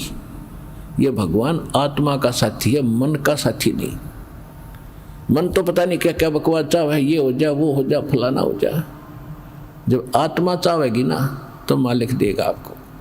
ये आत्मा का साथी है, और मन है ये काल का एजेंट। जब आत्मा रोई, यहाँ की आपकी पुकार, जैसे पता नहीं कितनी बहनों के साथ बलात्कार होते हैं कहीं कहीं, और वो सभी पुकारती भी हैं अपने मदद के लिए, फिर लास्ट में भगवान को भी याद करती होंगी, लेकिन कितनों की मदद होती है? बहुत कम। कारण यह होता है कि हमने पहले कुछ ऐसा पुण्य नहीं कर रखा जिसे भगवान कोई कारण बना दे और हमारी रक्षा करते हैं किसी भी प्रकार से। तो द्रौपदी का मालिक ने पहले तो कारण बनाया, सो छलछीदर मैं करूं अपने दिन के काज, जो जन मेरी शरण है ताका हूं मैं दास, और गेल गेल लाग्या फिरूं जब तक धरती आकाश। अब जैसे ये दास पहले हम रामकृष्ण के पुजारी थे, शंकर जी के पुजारी थे, बाबा श्याम जी, हनुमान जी के पुजारी थे, और जो भी घर में सुख होता था हम ये कहा करते, भगवान विष्णु ने कर दिया, बाबा श्याम जी ने कर दिया, हनुमान जी की दया होगी। जो सा भी याद आ जाता उसी को श्रेय दे देते थे, जो भी भगवान हमें याद आते थे। अब पता चला कि ये तो कुछ कर ही नहीं सकते। अब ज्ञान की रोशनी से पता चला कि करने वाला तो वही था। कहते हैं जगत का पेखना पेख्या, धनी का नाम ना लेखा। संसार के लोगों का ही हमने क्रेडिट दिया, इसने ऐसा कर दिया, इसने ऐसा कर दिया। वो कराने वाला भी कोई और ही है अगर किसी से कुछ करवा रहा है। कहते हैं जगत का पेख ना पेखा, धनी का नाम ना लेखा। जो सब कुछ कर रहा है उसका जिक्र भी नहीं, कोई सपने भी याद नहीं आया आपको। तो परमात्मा कहते हैं जब तक जो मेरी शरण में है, कभी किसी शरण समय में ये द्रौपदी वाली आत्मा भगवान की शरण में थी, इस कलयुग के इस पीरियड में ये चल रहा है जो स्वर्ण युग आ गया ये, और इसमें जो बिचल गए, पिछड़ गए, रह गए, वो फिर यही धक्के खाते हैं। रानी बन गई, कभी राजा बन गए, कभी देवता बन गए। कमाई इस समय की होगी वह सत्य भक्ति, और हजारों युगों तक चलेगी उनके साथ, क्योंकि इतनी कमाई इतनी बनती है इसकी, फिर यहाँ बर्बाद हो जाती है। लेकिन जो एक बार उसकी शरण में आ गया, परमात्मा इतने दयालु हैं, उसको कहीं ना कहीं घुमा फिरा के इवन द्रौपदी का भी ईव जन्म देंगे, दोबारा यहाँ पटकेंगे उनको, जब उनका नंबर आओगा, जब टेके रहे तो न कहा मोक्ष होना था।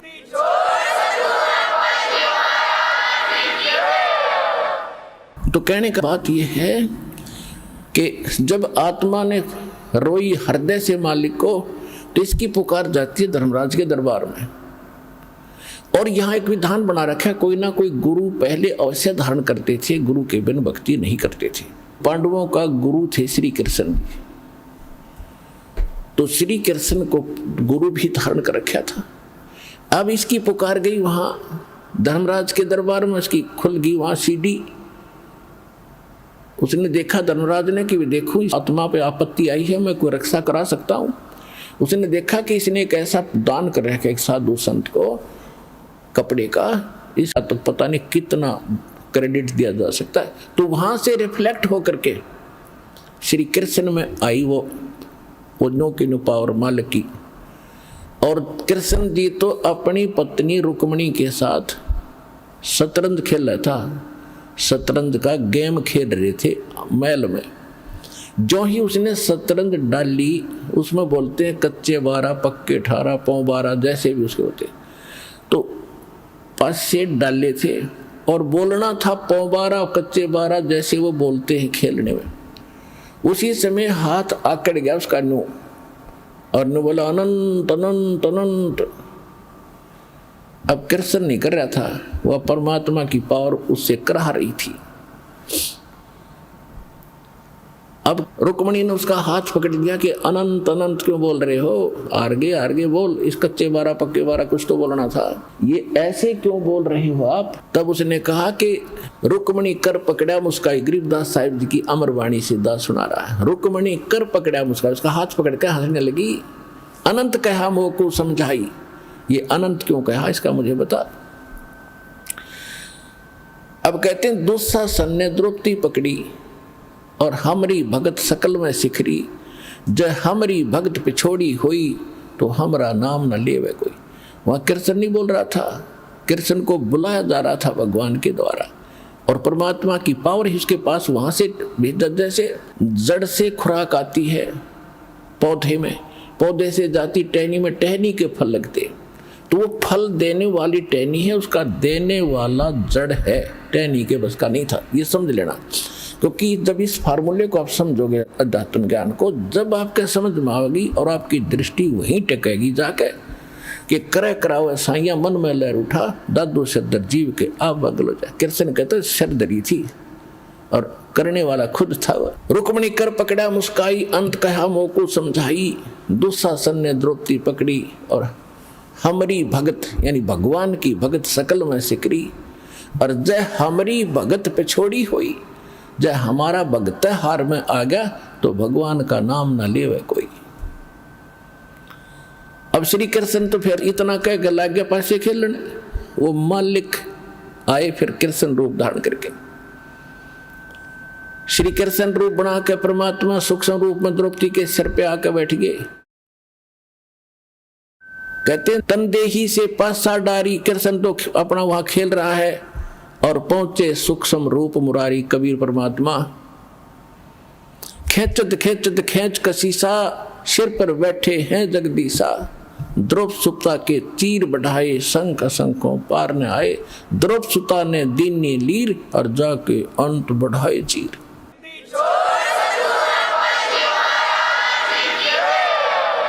देते को हर देत है जहां तहां से आन, अनदेवा मांगत फिरो, फिर साहिब सुने ना का।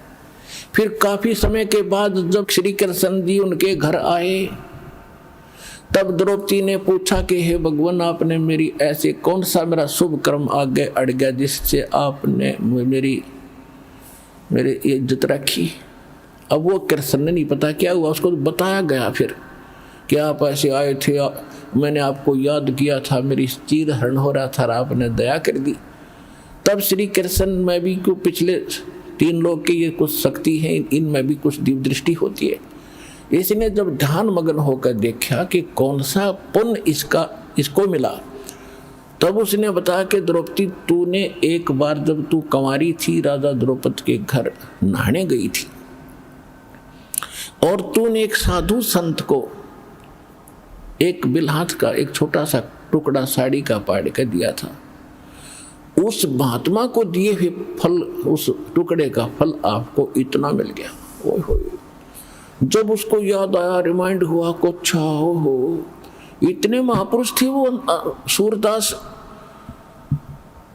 तो कहती है कि एक लीर माने छोटे से टुकड़े के कारण मेरे हो गए चीर अपार, और जय मैं पहले जानती कि ऐसे समर्थ है ये, तो सब कुछ देती वार, कि उसको ना जाने के दान दे देती, इस महापुरुष को पता नहीं क्या समर्पण कर देती। तो पुण्यात्माओं, आज वो अवसर आ गया आपका, और जय ईब चूक गए, अब समर्पण होने का समय है मोक्ष प्राप्ति और यहाँ की सुख प्राप्ति के लिए। इसलिए आपको उदाहरण सुना।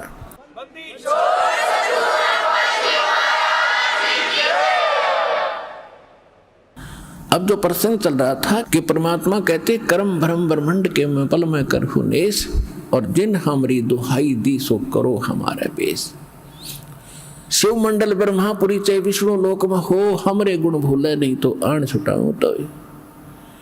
अब परमात्मा जब आप वहां कोई याद करेगा गलती कर गया जो प्राणी, तो फिर उसके साथ ऐसी बीतेगी। फिर वहां भी अगर ये गुण याद आ गए भगवान के, रे मैं तो गलती कर गया, बहुत नाश कर दिया, मैंने तो अपना जीवन बैठा दिया, तो फिर वहां से भी छुड़वा लिया होगा भगवान, और फिर मनुष्य जन्म दे देगा, आपकी शेष पूंजी बची रह जाएगी।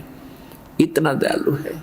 अब करेगा वो, अब इस समय में, और इससे पहले जो पिछले जन्मों में कोई गलती हुई थी उनको सटोक कर दिया परमात्मा ने।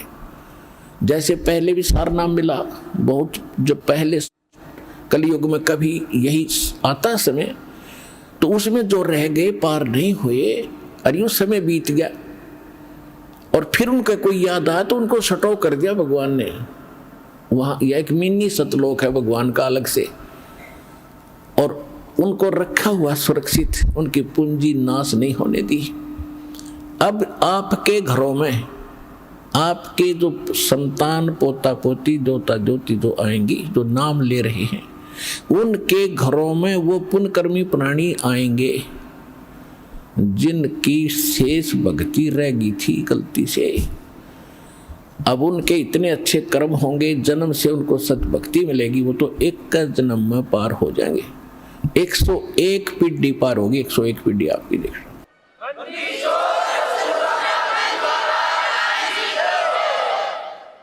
और 101 पीढ़ी पूरा होने में लगभग 1-2 हजार वर्ष अवश्य लगेंगे।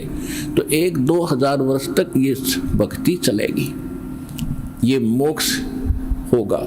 उसके बाद क्या होगा कि जो रह जाएंगे पार नहीं होंगे, तो फिर ये माहौल उनको भी वो रह गए यहाँ पर, पार नहीं हुए किसी कारण से, तो आगे हजारों वर्षों तक और एक सतयुग जैसा माहौल, उनमें प्यार स्वभाव ठीक रहेगा। वो दुखी ना होंगे जो हाहाकार अब माच रहा है। उनकी किस्मत का भगवान खूब समय पर वर्षा करेगा पृथ्वी पर, फिर पुनः सतयुग जैसे बढ़िया फलदार वृक्ष हो जाएंगे, फल सारा कुछ सुविधा देगा दाता, और सुखी रहेंगे। और जो तीसरी पीढ़ी, अंतिम जो पीढ़ी आएगी कलियुग की, वो भक्ति योग नहीं रहेंगे, वो तो कृतघ्नी हो जाएंगे, मांसाहारी हो जाएंगे, कोई व्यवहार ठीक नहीं रहेगा। अब तो व्यवहार तो तकरीबन अभी बिगड़ गया हमारा, लेकिन अब सेट होगा दोबारा। और फिर लास्ट वाली जो पिछली पीढ़ी लास्ट वाली होगी, उसमें भक्ति योग प्राणी नहीं रहेंगे, वो बिल्कुल नष्ट हो जाएगी। तो उस समय से आने से पहले उसको याद रखना, बुरा हाल हो जाएगा। इस डर से भी आप भक्ति करके यहाँ से निकलो। ये समय आपको गोल्डन चांस मिला है।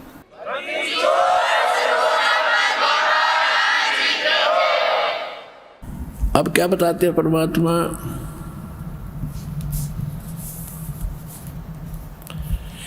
अनंत कोट ब्रह्मांड का एक रति नहीं भार, सतगुरु पुरुष कबीर हैं ये कुल के सिरजनहार। अयोध्या दशरथ ना होते और नहीं रामचंद्र अवतारे, रावण गर्भ न जन्मिया वो लंका का सकदार। एक कबीर पुरुष अनादि और सकल है बाद, एक कबीर परमात्मा अविनाशी हैं और सभी नाशवान हैं। रचनहार जगत गुरु ये लीला अगम अगाध।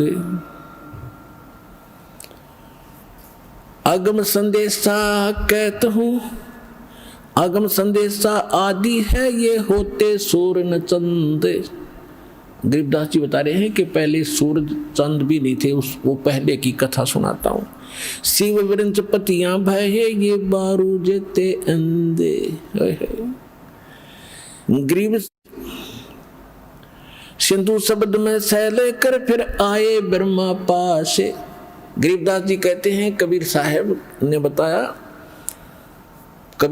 बताया था कि मैंने ब्रह्मा विष्णु और शिव इन सब को मंत्र दिए थे, ये मेरे शिष्य बने थे। क्या बता रहे हैं? शब्द सिंधु में सैल कर फिर आए ब्रह्मा पास, मंत्र नाम सुनाइया ये चेरा की नादास। ब्रह्मा जी को ओम मंत्र दिया परमात्मा ने।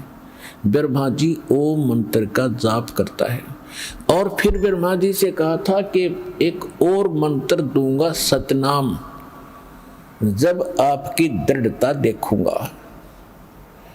और दोबारा जब परमात्मा गए तो काल ने ब्रह्मा जी को भ्रमित कर दिया कि ये कुछ नहीं जानता, ये झूठ बोलता है।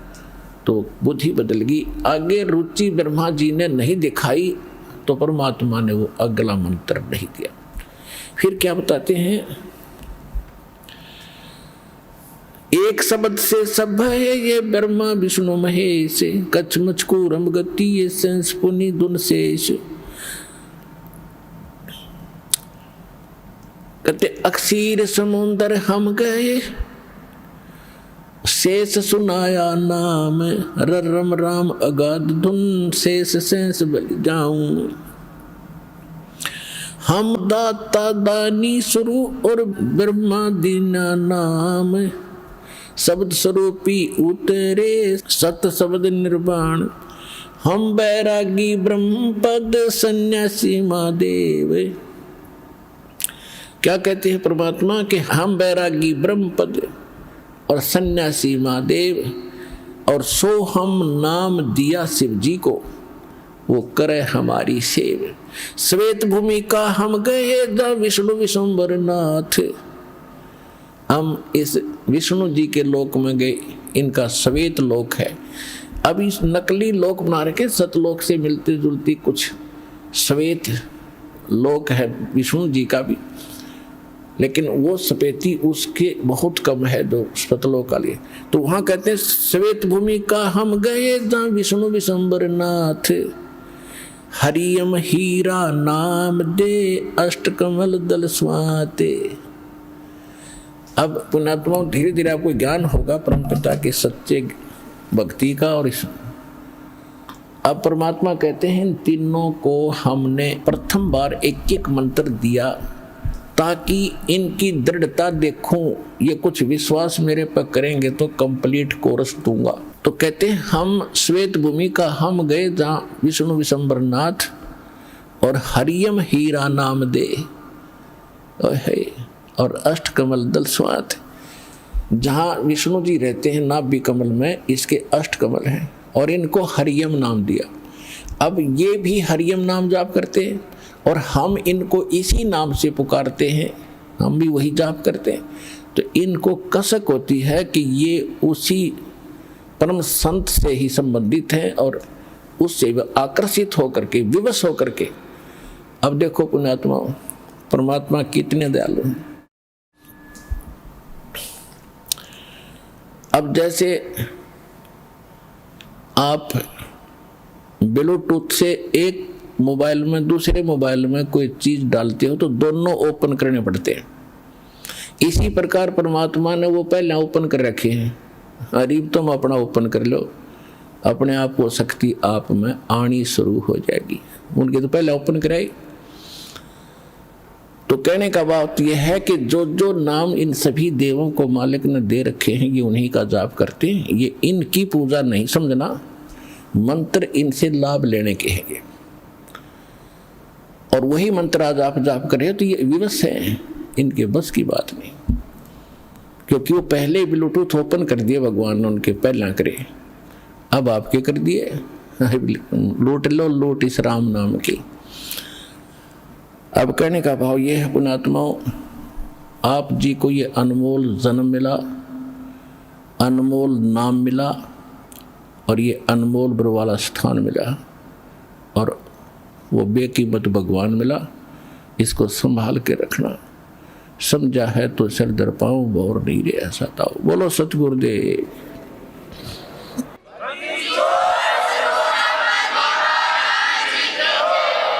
परम पिता परमात्मा पूर्ण ब्रह्म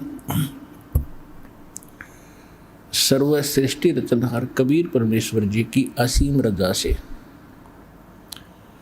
आप सभी पुण्यात्माएं सत्संग यथार्थ भक्ति मार्ग सुनने के लिए उपस्थित हो सके। भक्ति मुक्ति के दाता सतगुरु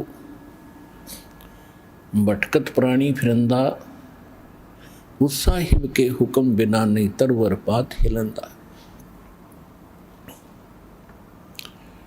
परमेश्वर ने ये निर्धारित समय किया हुआ है कि जिस समय कलयुग 5505 वर्ष बीत जाएगा, उसके बाद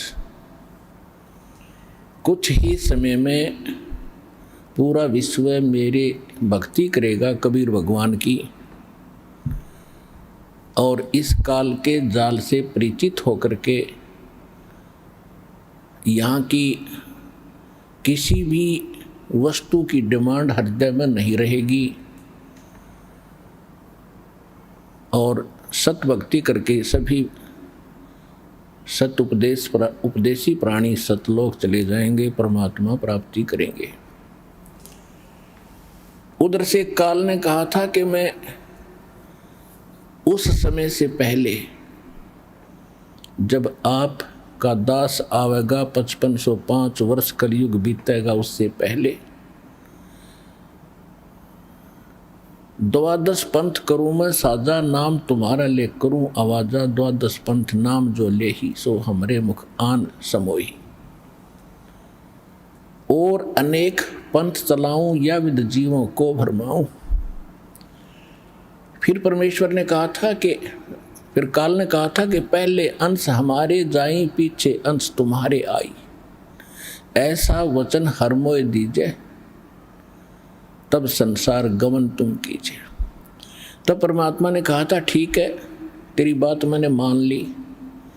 कहते हैं चौथा युग जब कलयुग आई, तब हम अपना अंश पठाई और काल फंद छूटे नर लोई, सकल सृष्टि परवानी खोई। घर घर देखो बोध विचारा, सतनाम सब ठोर उचारा। और कलयुग बीते 5505, जब ये वचन मेरा होगा साचा। कलयुग बीत जावे जब एता, तब सकल सृष्टि सकल जीव सभी जीव परम पुरुष पद चेता। यानी उसके बाद सभी जीव सभी प्राणी परमात्मा के उस परम पद की जानकार होंगे। उसके वो समझेंगे कि कोई परम पद है जहाँ जाने के बाद फिर लौटकर प्राणी यहाँ कष्ट उठाने के लिए नहीं आता। तो काल के द्वारा भ्रमित किए हुए ये कबीर पंथी उन्हीं पंथों में से हैं। और परमात्मा ने कभी धर्मदास जी से कहा था कि धर्मदास जी मेरी लाख दुहाई, अभी ये मूल ज्ञान किसी को बताना नहीं है। और ना किसी को सार शब्द देना है। इसको तब तक छुपा के रखना है जब तक ये सभी पंथ नष्ट ना हो। अब ये सभी पंथ खत्म हो जाएंगे और सभी एक होकर के सत्य भक्ति किया करेंगे, क्योंकि सत्य ज्ञान के सामने अज्ञान रुक नहीं सकता। सूर्य उदय होने के बाद अंधेरा नहीं रह सकता। अब ये परमात्मा के सत्य ज्ञान का सूर्य उदय हो रहा है, कुछ ही दिनों में ये शिखर में होगा, तो सब अज्ञान और ये नकली संत अपने आप ठिकाने बैठ जाएंगे और साफ रास्ता कर देंगे। सब बच्चे भगवान की शरण में आएंगे। अब कलयुग में ये काल के जो प्रेरित दामा खेड़ा से संबंधित एक गद्दी चली आ रही है, वो धर्मदास जी के वंशज मानते हैं।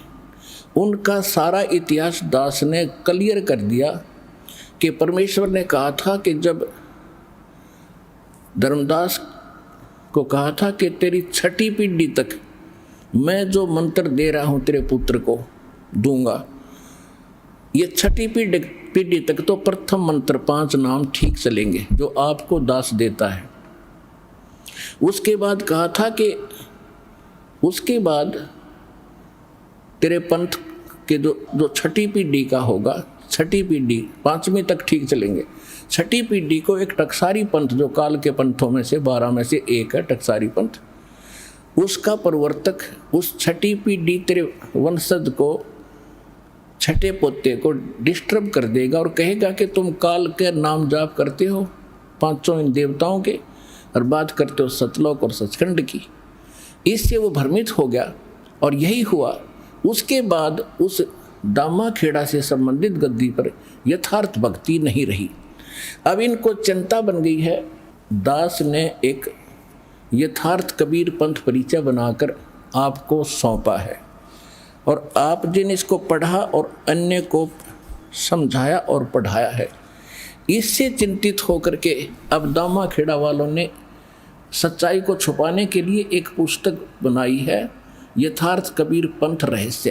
अब कहते नकल में भी अकल की आवश्यकता होती है, वह इनके पास है ही नहीं, ज्ञान वाली बुद्धि। अब देखो इस दास ने एक ये यथार्थ कबीर पंथ परिचय पुस्तक बना के आप जी को दी है और इसको सभी पढ़ रहे हैं और इससे परिचित होकर कबीर पंथी उन नकलियों को छोड़कर यहाँ आ रहे।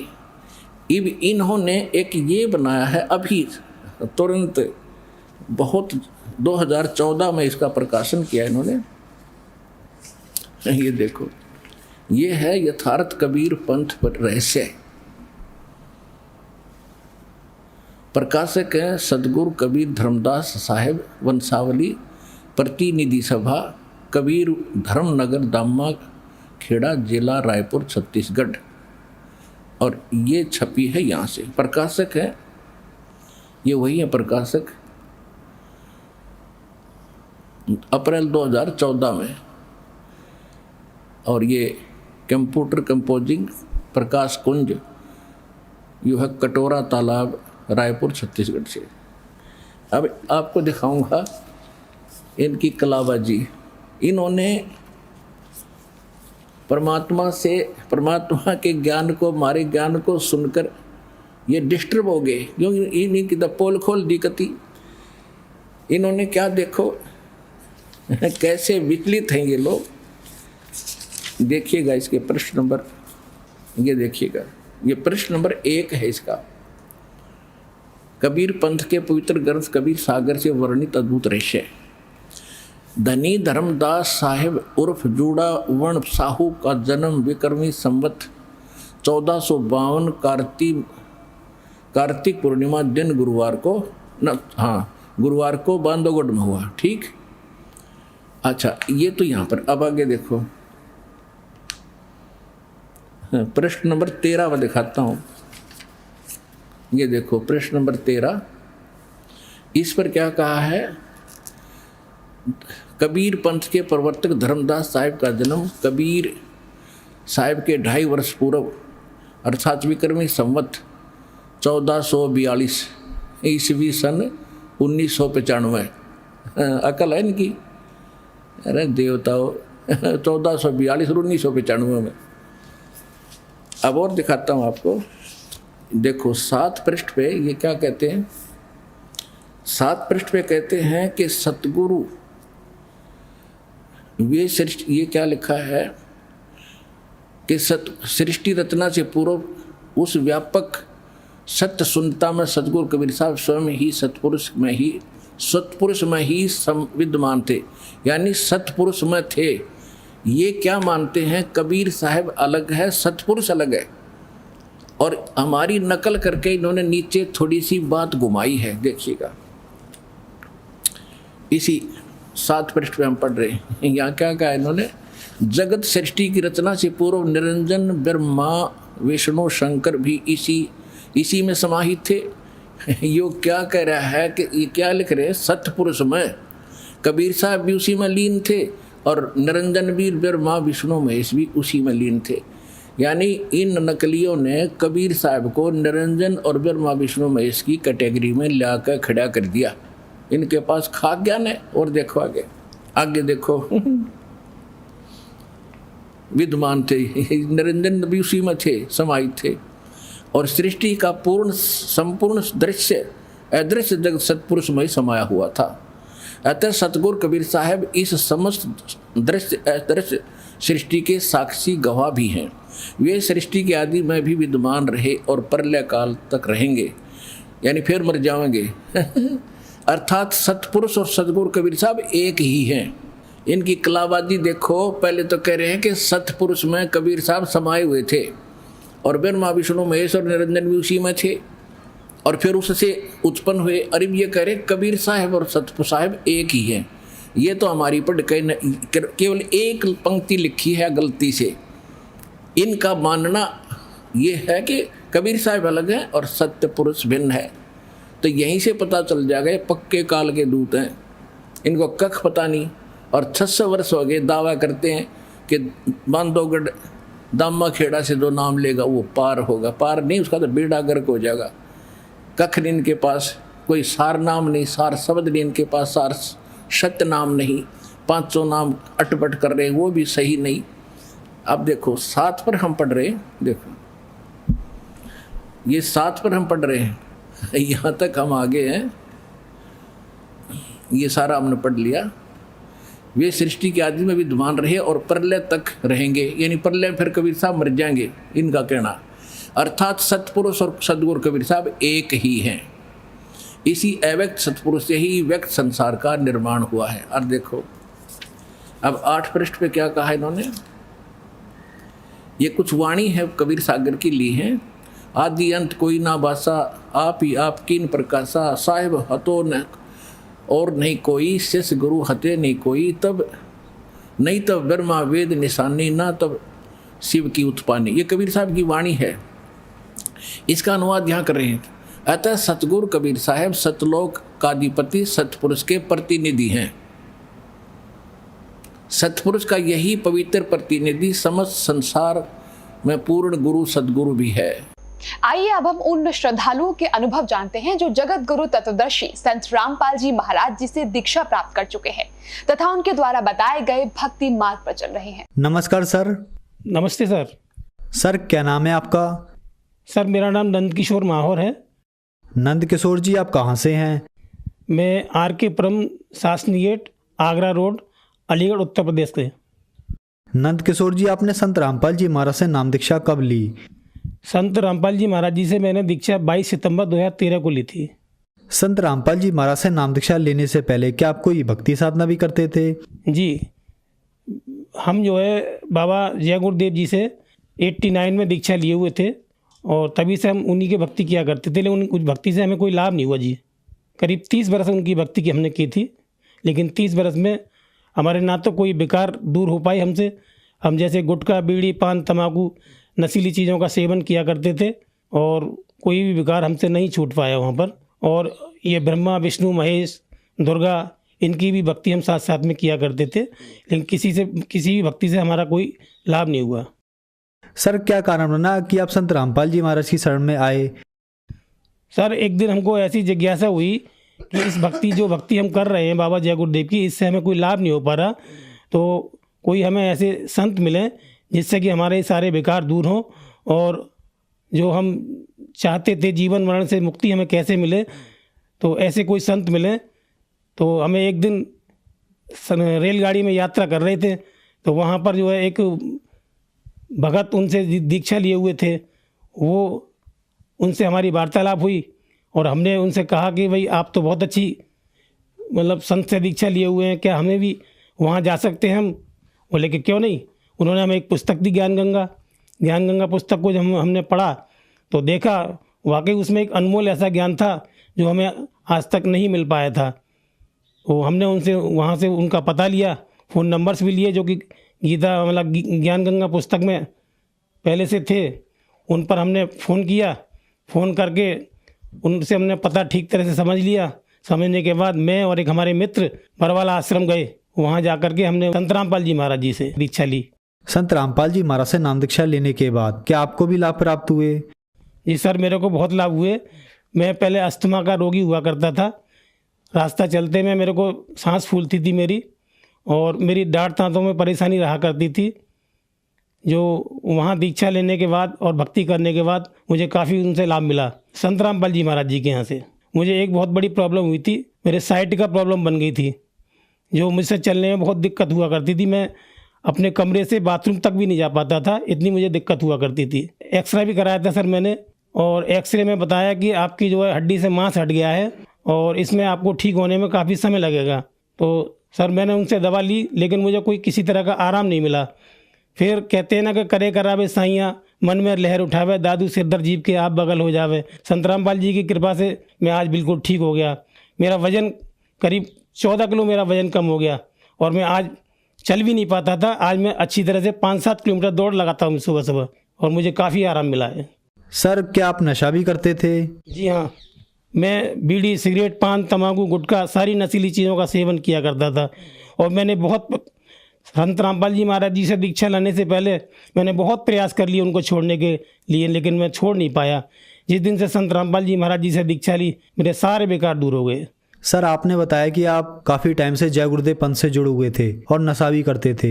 लाख कोशिशों के बावजूद भी आपका जय गुरुदेव पंथ में नशा नहीं छूट पाया। फिर आपने संत रामपाल जी महाराज से नाम दीक्षा ली और आपका नशा छूट गया। तो सर संत रामपाल जी महाराज के पास ऐसी क्या भक्ति साधना है जो इतने सालों का नशा संत रामपाल जी महाराज से नाम दीक्षा लेने मात्र से ही छूट गया? सर रामपाल जी महाराज जी के शरण में जाकर के उन्होंने जो ऐसा अनमोल जो ज्ञान दिया हमारे लिए, उस ज्ञान से ही और उस भक्ति के करने से ही हमारे सारे बेकार दूर हो गए। बाबा जय गुरुदेव जी के यहाँ नहीं छूट पा रहे थे। बाबा जय गुरुदेव जी तो स्वयं कहा करते थे कि बच्चों मैंने तो कभी बीड़ी सिगरेट पी नहीं, आप अगर चाहो तो बीड़ी सिगरेट पी सकते हो। लेकिन यहाँ दीक्षा बाद में मिलती है, पहले ये बताया जाता है कि आपको किसी तरह का कोई भी बेकार नहीं करना है। बीड़ी, सिगरेट, पान, तम्बाकू, कोई भी नशीली चीज़ आपको इस्तेमाल नहीं करनी है। सर संत रामपाल जी महाराज से नाम दीक्षा लेने के बाद आपको बहुत सारे लाभ प्राप्त हुए। तो जो श्रद्धालु आज आपको देख रहे हैं, खास करके जय गुरुदेव पंथ वालों के लिए, आप उनके लिए क्या संदेश देंगे? सर मैं उनसे यही कहना चाहूँगा कि जो ज्ञान वहाँ पर नहीं मिल पा रहा था, और परमात्मा यहाँ पर संत रामपाल जी यहाँ पर जो ऐसा ज्ञान दे रहे हैं जो वहाँ नहीं मिल पा रहा था, और आप संत रामपाल जी महाराज के चरणों में आएँ और आकर के जो है अपना सारे विकारों को दूर करके, और जो एक अनमोल भक्ति वो दे रहे हैं उसको प्राप्त करें और अपना कल्याण कराएं। संत रामपाल जी महाराज से नाम दीक्षा कैसे ली जा सकती है? चैनल पर संत रामपाल जी महाराज जी का सत्संग आता है, और उसके नीचे एक पीली पट्टी जो लगातार चलती रहती है, उस पर नंबर दिए हुए होते हैं। उन नंबरों पर फ़ोन करके आप अपने नज़दीकी नामदान केंद्र का पता पूछ करके वहाँ जा करके और नाम दीक्षा ले सकते हैं। धन्यवाद सर।